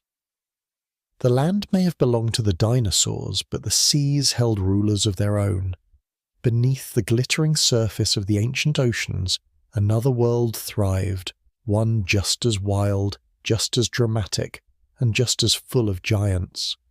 These waters were alive with creatures that defied imagination, reptiles shaped into streamlined hunters, fish that glittered like silver storms, ammonites spiraling through the currents like living jewels. To dive into the oceans of the Mesozoic was to step into a place where evolution painted with different strokes, turning bodies into arrows, wings into flippers, and scales into sleek armor. The first creature you would notice here might be the ichthyosaur. Shaped like a dolphin, yet utterly alien, it was a reptile that had returned to the sea after its ancestors once walked the land. Its body was built for speed, cutting through the waves with effortless grace. Its eyes were massive, larger than a human head, tuned to capture light in the dim depths where prey tried to hide. Imagine such a creature bursting upward through a school of fish, jaws snapping, scattering silver bodies in every direction. It lived in a world of motion and momentum, feeding on squid-like cephalopods, chasing the endless pulse of the sea. Then there were the plesiosaurs, with their long serpentine necks stretching out like living cranes. Their bodies were wide and heavy, flippers churning the water in steady rhythm. With necks that sometimes stretched longer than the rest of their bodies, they could snake through schools of prey, striking suddenly with needle-like teeth. To see one glide through the shallows would have been to see a ghostly shape, a head darting from nowhere, a ripple on the surface betraying the hunt. They were mysteries even to their own age, slow swimmers yet somehow successful hunters, surviving for millions of years by finding ways to thrive in waters that constantly changed. and then came the giants of terror, the mosasaurs. Late in the Cretaceous, when dinosaurs still thundered on land, the seas were ruled by these serpentine predators. Stretching up to 50 feet long with jaws hinged wide enough to swallow a human whole, they were the apex predators of their domain. Their bodies undulated through the water like monstrous lizards made sleek, tails sweeping with powerful strokes, flippers steering them with precision.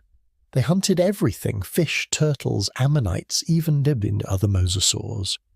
When one rose beneath a prey animal, the ocean itself seemed to split open, a sudden surge of muscle and teeth from below. They were the final rulers of the ancient seas, the echoing counterpart to Tyrannosaurus on land. But the oceans of the Mesozoic were not made only of giants. Beneath their shadows lived endless swarms of smaller life. Ammonites with their coiled shells drifted in spirals of colour, their tentacles grasping at plankton, their shells patterned in swirls that shimmered under sunlight. Some grew small as a coin, others wide as a cartwheel. They rose and fell with the tides, an oceanic rhythm that stretched across millions of years. Fish schools shimmered like moving mirrors, darting away from predators in flashes of silver. Tiny plankton loomed in great waves, their numbers so vast they shaped the very chemistry of the seas. Even in the age of giants, the smallest lives built the foundation of the ecosystem. The drama of predator and prey unfolded here too. Imagine an ammonite drifting peacefully, its shell spinning lazily in the current. Suddenly a shadow passes overhead. The long neck of a plesiosaur slides downward, jaws snapping. The ammonite spirals away, shooting bursts of ink to confuse its hunter. In another scene, a mosasaur bursts upward, its body twisting as it seizes a struggling ichthyosaur calf. The ocean churns with foam and spray, and then all is still again. These seas were never quiet. They pulsed with survival, a constant chase beneath the endless waves. The oceans were also highways of life. Currents carried creatures across vast distances, linking one continent to another. Fossils show us that some ichthyosaurs migrated long distances, chasing prey or following seasonal changes. Ammonites too spread across the globe, leaving their shells in stone from England to India to the deserts of Nevada. The oceans connected everything, a liquid thread weaving together the fabric of the Mesozoic Earth. At night, the seas glowed with light, bioluminescent plankton sparked in the dark, swirling galaxies beneath the waves. Every movement left trails of fire, schools of fish painted with glowing outlines, flippers stirring up stars in the water. Imagine a plesiosaur gliding through this glowing sea, its neck leaving a ribbon of light behind. To watch this would have been to see the universe reflected in the ocean, constellations of living sparks beneath a canopy of stars above. The world was doubled, one sky in the heavens, another in the water, both infinite, both alive. Storms swept across these oceans too. When lightning cracked the sky and waves rose like walls, even the giants were humbled. Plesiosaurs were tossed among the swells, ichthyosaurs struggled against the roaring currents, and ammonites were dashed against the shore. Survival here meant resilience, not just strength. Those who endured the chaos of storms lived to pass on their genes, to shape the future of the seas. Nature was not only hunter and hunted, it was wave and wind, storm and tide, writing its own rules into the lives it carried. And yet, despite their power, these ocean rulers were not eternal. Like their cousins on land, they would one day face extinction. When the asteroid struck and fire rained down, the seas suffered too. Plankton collapsed, the base of the food chain shattered, and the giants of the oceans vanished into history. The ichthyosaurs disappeared even earlier, long before the final catastrophe, their story ending in silence. The ammonites, once so abundant, spiraled into extinction as well, leaving only their shells as records of their presence. The mosasaurs too vanished when the world changed, their reign cut short by catastrophe, but their echoes remain. The whales that sing in today's oceans, the dolphins that leap through waves, the sea turtles that cross entire oceans, all are heirs of that legacy. The seas of the Mesozoic may be gone, but the shape of life beneath the waves still carries the memory of those ancient giants. The ichthyosaur's body lives again in dolphins. The plesiosaur's long-necked grace lingers in the legends of sea serpents. The mosasaur's dominance whispers in the great predators of the deep. The past does not vanish, it flows forward like a current into the present.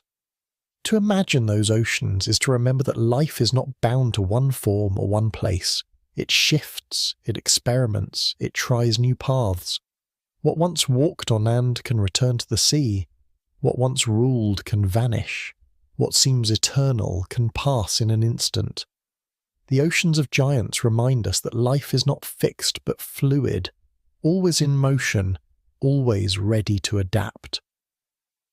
Beneath the waves of the Mesozoic, you hear not just the crash of teeth or the rush of fins, you hear the story of life itself, written in water, carried by tides, endless, eternal, the age of the feathered giants.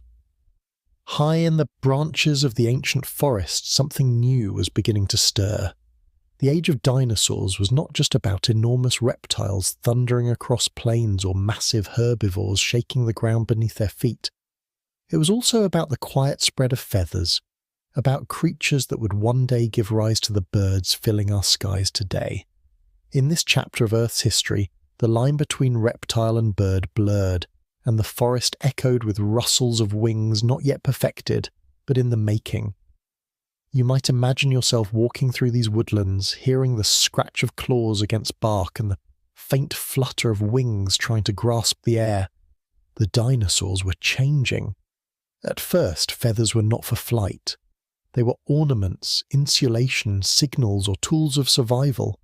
Some dinosaurs grew long, flowing plumes that dazzled under the sun, catching the eyes of mates and rivals alike. Others wore downy coats that trapped warmth, allowing them to live in cooler climates where scaly skin would not have been enough. This was an age of experimentation, where evolution sculpted with a softer brush. You might pause and notice a small creature with bright feathers climbing a branch. It is no larger than a chicken, yet its movements are sharp and precise. This is the lineage of raptors, clever, fast, and adorned in the beginnings of wings. Among the most striking were the microraptors, creatures with 4 feathered limbs. Imagine a dinosaur gliding from tree to tree, its body stretched between 2 sets of wings. It does not soar like an eagle, but rather drifts like a paper kite, catching the wind and steering with its tail. The forest canopy is its world, and its feathers are not decoration. They are the very tools that keep it alive. Below, larger predators roam, but up here in the high branches, these feathered pioneers carve out a safer existence. Every glide is a rehearsal for the great play of flight that will unfold millions of years later. But feathers were not only about survival, they were also about display. Some dinosaurs grew long, flowing fans of plumage along their arms or tails meant to dazzle. Just as peacocks spread their colourful fans today, these ancient beings flaunted their feathers in dazzling courtship dances. It is strange to think that long before birdsong filled the air, the language of beauty was already being spoken with feathers.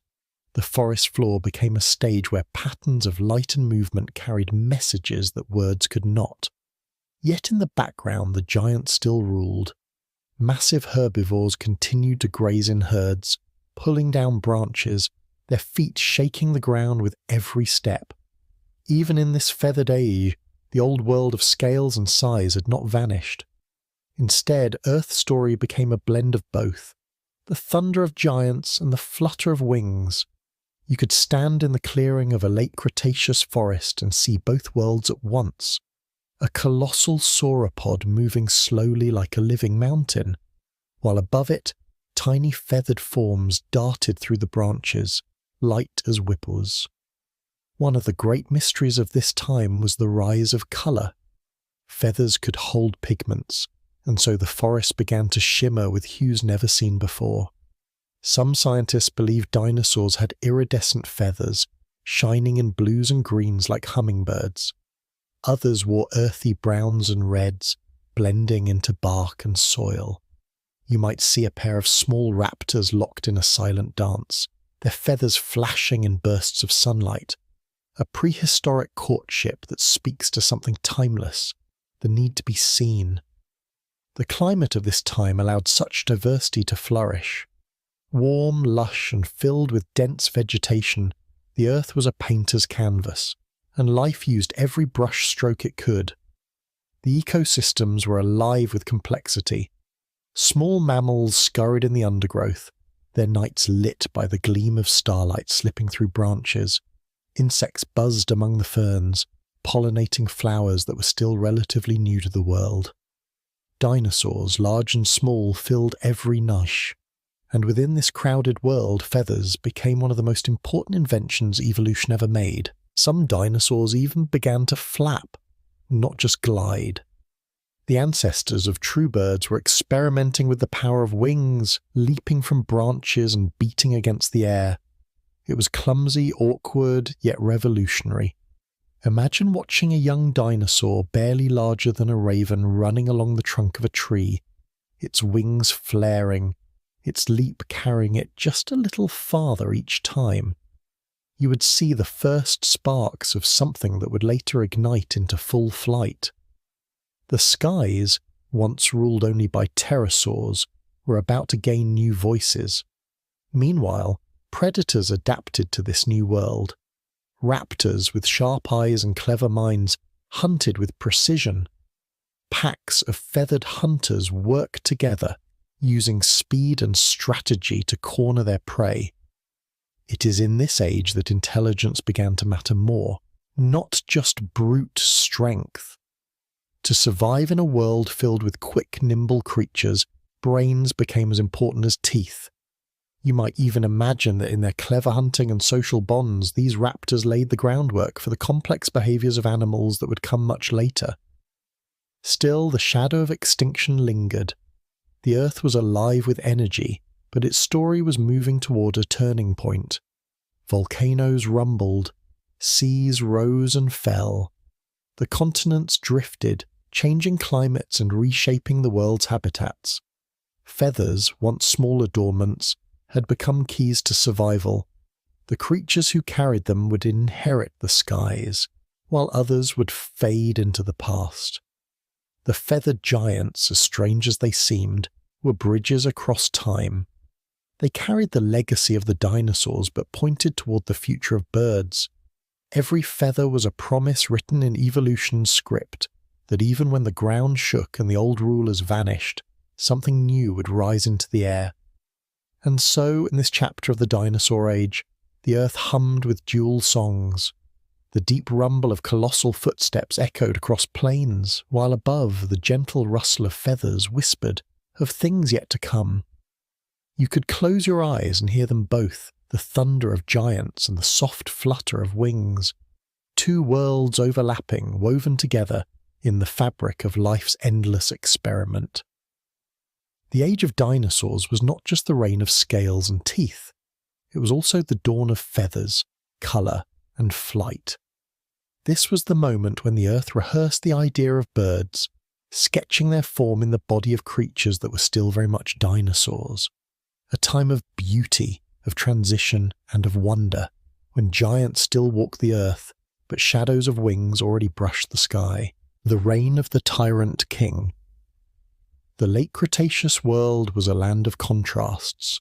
Forests stretched wide across fertile plains, rivers cut through valleys rich with life, and the skies shimmered with winged creatures. Yet beneath this beauty, a new kind of ruler stalked the land. It was a predator so powerful, so perfectly built for its role, that even today its name carries weight like thunder. Tyrannosaurus Rex, the tyrant king. Imagine yourself standing in the shadow of this immense creature. its breath steaming in the cool morning air, its heavy footsteps pressing deep into the soil. Here, power had reached its peak. Tyrannosaurus was not the first predator to roam Earth, nor was it the largest dinosaur ever to exist. But it was something more refined, a masterpiece sculpted by evolution for hunting and dominance. Its skull alone stretched longer than the height of a grown man, with teeth as thick as bananas and serrated edges designed to crush bone. Each bite delivered a force greater than that of any land predator before or since.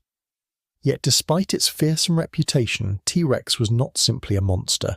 It was an animal, bound by the same needs as any other: hunger, survival, and the search for life in a world teeming with rivals. Picture a scene along a wide riverbank. Herds of horned dinosaurs, triceratops with their 3 sharp horns and broad frills, gather in groups, wary but focused on grazing. They chew tough vegetation, their beaks snapping branches, their young clustered in the safety of the herd.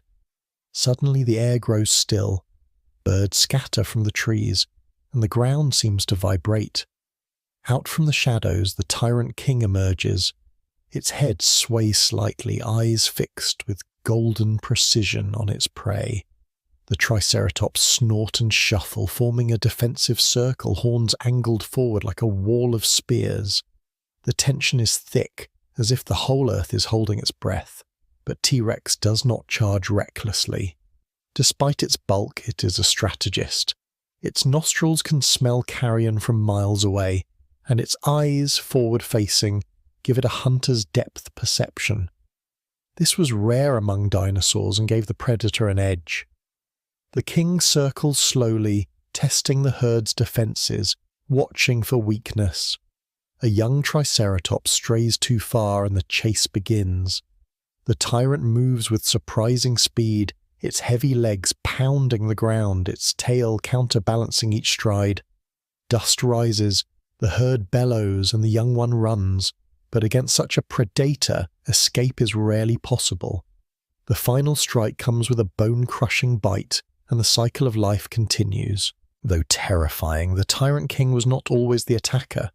It lived in a dangerous world filled with rivals, challenges, and even moments of vulnerability. Many scientists believe T-Rex scavenged as often as it hunted. A carcass left by other predators or brought down by illness was a valuable prize, and the king's senses were sharp enough to find it. Nothing went to waste in this ecosystem. The giant's stomach could dissolve bone, extracting every possible nutrient from its meals. This efficiency meant survival in a land where competition was fierce and food was never guaranteed. The reign of Tyrannosaurus was not just about strength, it was also about timing. By the late Cretaceous, ecosystems had reached a peak of complexity. From tiny mammals to armored dinosaurs, from flying reptiles to towering herbivores, every layer of life was filled. In this crowded stage, specialization was key. The Tyrant King's design was perfect for the apex role. It did not need to fly or run at impossible speeds, or crush forests like a sauropod. Its power was in balance, fast enough to hunt, strong enough to dominate, clever enough to adapt. For 2 million years it ruled. But life in the Cretaceous was not only about giants clashing. Alongside the drama of predators and prey, quieter moments filled the landscape. Imagine watching a T-Rex resting in the shade of a forest, its massive chest rising and falling as it breathes deeply. Flies buzz around its nostrils, birds perch nearby, unafraid of the resting giant. Perhaps a family of smaller dinosaurs darts past, unnoticed. Even the king had days of stillness, moments when the world was calm. For every ferocious hunt, there were hours of sleep, of waiting, of living in the rhythm of Earth. The tyrant's reign also paints a picture of evolution's patience. Long before T-Rex, its ancestors were smaller hunters, running on lean legs, their skulls narrow and light. Over millions of years, the lineage grew stronger, slower, but vastly more powerful. It was not sudden. It was a long climb shaped by survival, by adaptation to changing prey and landscapes. By the time the Tyrant King walked the earth, it was the culmination of a story written through countless generations of trial and error. You could say it was not just one dinosaur, but the living sum of its ancestors' persistence. Across the plains, other creatures thrived. Ankylosaurs, armoured tanks of the dinosaur world, swung their clubbed tails with crushing force.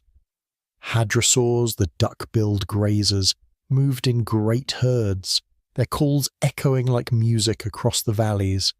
Pterosaurs soared overhead, their wings catching thermals as they searched for fish and carrion. Even small mammals scuttled beneath ferns, living quiet lives in the shadow of giants. The Tyrant King was part of this grand web, one thread among thousands, yet its presence defined the balance. Predators kept prey moving, shaping herds and controlling populations. Prey in turn pushed predators to sharpen their skills. It was an endless dance, choreographed by nature itself, and yet even kings cannot escape time. The late Cretaceous was a golden age, but it carried the weight of an ending. Volcanoes whispered beneath the earth. The continents drifted farther apart, changing currents, stirring climates. The skies filled with ash and dust in scattered eruptions, hints of what was to come.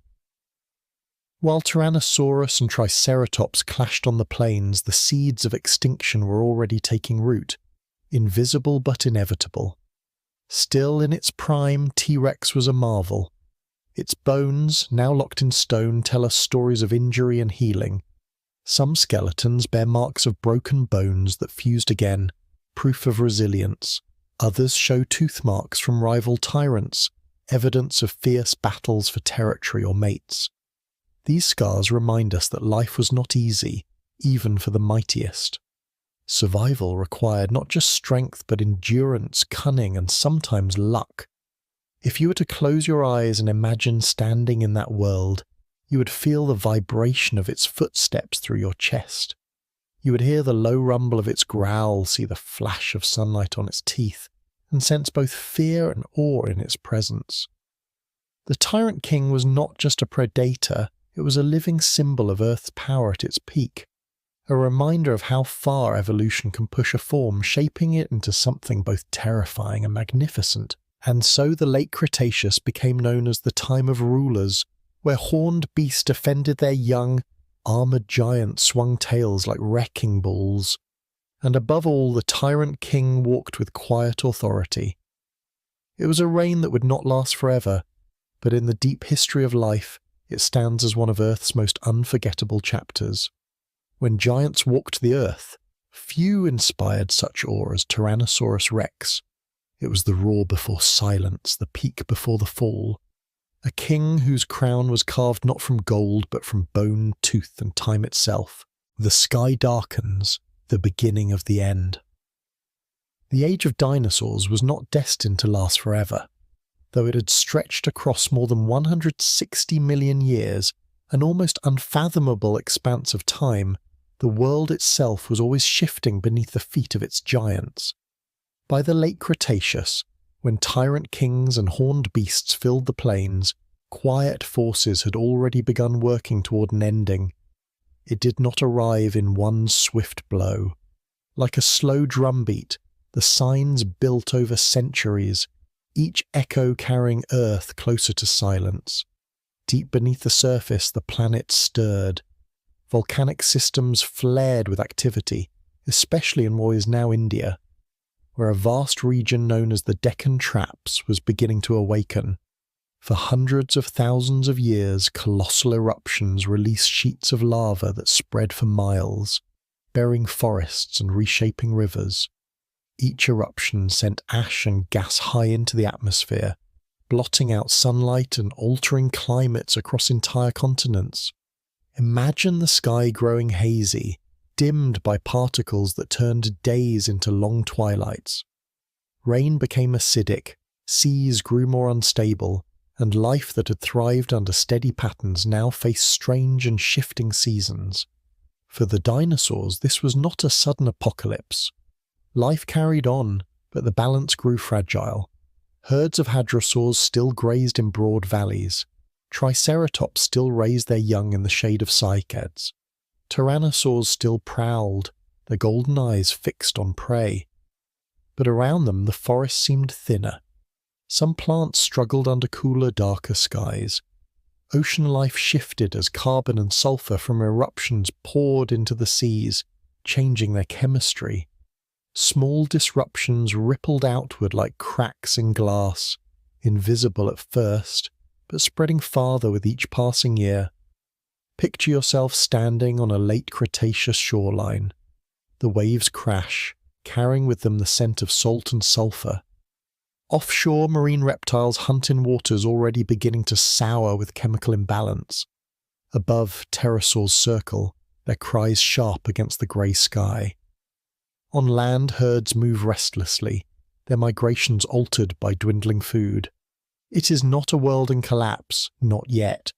It is a world where survival grows harder with each season, where even the strongest must adapt to subtle but relentless change. The Deccan eruptions were only one piece of this story. Far across the oceans, continents continued to drift. What had once been a single landmass long ago was now split into familiar shapes. North America, South America, Africa, Asia, each pulling apart like pieces of a puzzle. As they shifted, ocean currents changed, climates altered, and ecosystems were redrawn. What had been lush and stable became unpredictable. Winters grew colder in some places, summers hotter in others. Storms swept across coastlines with new ferocity. And yet through all this, dinosaurs endured. They had already survived countless challenges, droughts, floods, rival predators, and mass extinctions long before their reign began. The resilience of life carried them forward. Eggs still hatched in sandy nests. Hatchlings still chased insects in the underbrush. The great herds still thundered across plains, shaking the earth with each migration. Evolution's hand was steady, always adjusting, always pushing life to adapt. But fate held one more twist. Far beyond Earth, in the silent dark of space, a wanderer was on its way. An asteroid more than 6 miles across had been nudged from its orbit, set on a path that would intersect with the blue planet below. It travelled silently, unseen, crossing the solar system like a messenger of finality. Dinosaurs had no way of knowing. They lived, breathed, hunted, and slept, unaware that the sky itself carried their destiny. Before that day arrived, the world grew stranger still. Fossil records show fluctuations in dinosaur diversity during the last 1,000,000 years of their reign. Some species thrived, others dwindled. The balance of ecosystems shifted as volcanic gases thickened the air and oceans grew unstable. Insects buzzed in strange abundance one season and vanished the next. Trees in some regions showed stunted growth, their rings recording years of dim light and erratic rainfall. Life left traces of stress etched into its very bones. Imagine a small family of hadrosaurs wandering through a forest touched by the volcanic haze. The air smells of ash. Plants grow thinner, their leaves dusted with particles. The herd moves slowly, their calls muted, their young struggling to find enough food. In the distance, the faint rumble of another eruption echoes across the land. It is not yet devastation, but it is unease, a warning carried on the wind. Still not all was bleak. For mammals, still tiny and unassuming, these changing times offered opportunity. While dinosaurs ruled the open plains and towering forests, mammals crept through underbrush, dug burrows, and hunted insects. They were adaptable, thriving in niches too small for giants. In their warm bodies and quick minds, seeds of the future waited. The end of dinosaurs would one day be the beginning of mammals' rise, though no creature yet could imagine such a trade. The late Cretaceous was a paradox. On one hand, it was a golden age, filled with some of the largest and most spectacular dinosaurs ever to exist. On the other, it was already trembling under invisible weight. Every volcano, every shifting current, every strange season was a brushstroke painting toward an ending. Yet even in its final chapters, the age of dinosaurs glowed brightly, a world alive with drama, beauty, and resilience. If you close your eyes and listen to that world, you hear not silence but music, the low bellow of Triceratops across a plain, the crashing footsteps of a tyrant king, the cry of pterosaurs riding warm thermals above. It was not a world preparing for death, it was a world simply living, unaware that time itself was preparing to turn the page. In the deep night sky above them, stars burned as they always had, planets drifted in silence. And on a path invisible to all life below, the asteroid drew nearer. Its shadow had not yet touched Earth, but its story was already written. The beginning of the end had come, the day the sky fell. It began as any other day in the late Cretaceous.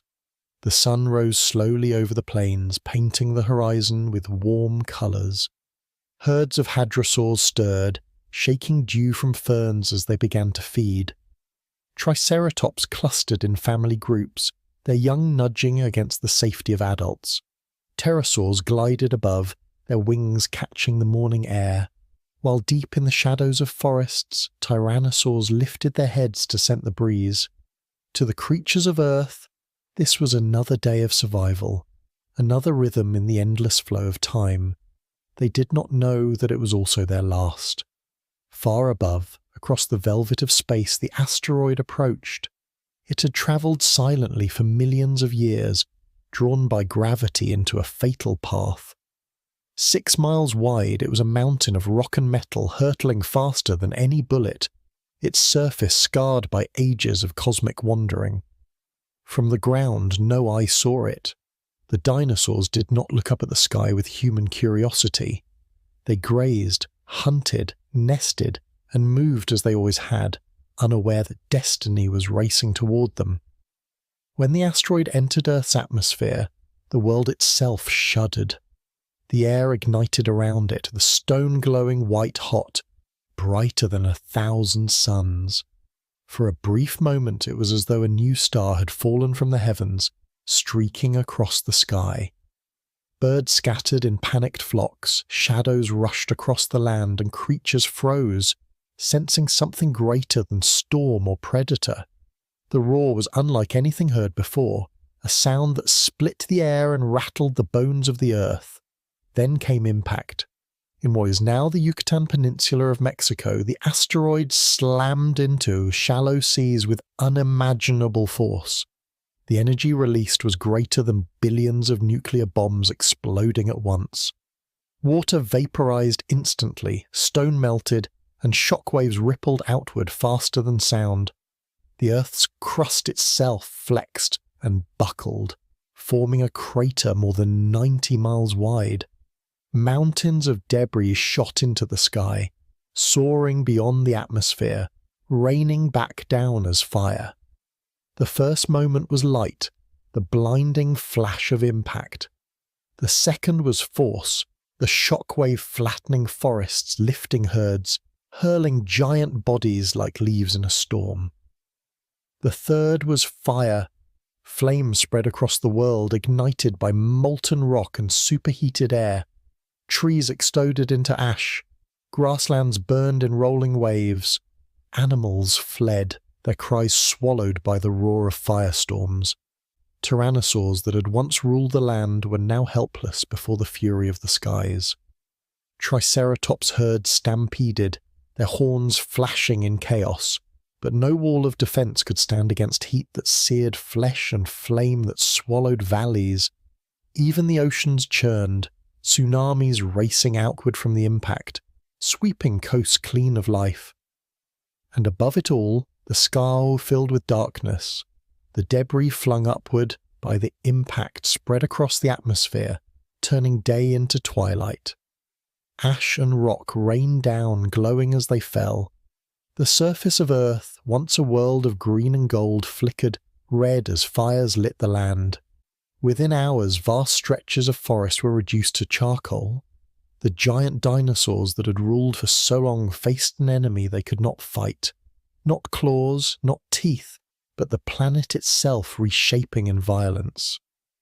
The first hours after impact were chaos. Animals fled, but there was nowhere to run. Pterosaurs wheeled helplessly in smoke-filled skies, their wings beating against hot winds. In rivers, fish floated lifeless as ash settled on the water's surface. Mammals, small and quick, scurried underground or into hidden burrows, instinctively seeking shelter from the furnace above. For them, survival lay not in size or strength, but in quiet concealment. As days turned to weeks, the fires dimmed, but the greater shadow began. Dust and soot cloaked the planet, blocking sunlight. Temperatures plummeted. Photosynthesis, the heartbeat of plants, faltered and stopped. Leaves withered, ferns shrank, and forests died. With plants gone, herbivores starved. With herbivores gone, predators fell. The food chain, so vast and intricate, unravelled strand by strand until silence spread. Imagine a triceratops lying weak, its once powerful body gaunt, its young fading beside it. The great herds that once shook the ground dwindled to scattered remnants. Tyrannosaurs, once kings, wandered alone, their golden eyes dim, their hunts fewer, their steps heavier. Hunger hollowed out even the strongest. The giants that had ruled Earth for millions of years were undone not by rivals, but by emptiness, by skies that no longer gave light, by a world that had turned against them. And still, life clung to the edges. In burrows, small mammals huddled together, surviving on insects, seeds and roots. In ponds, turtles and crocodiles endured, their slow rhythms tuned to hardship. In the oceans, some fish persisted in deep waters, far from the poisoned surface. The end of the dinosaurs was not the end of life. It was a turning, a reshaping, a passing of the crown. The impact did not kill every dinosaur instantly.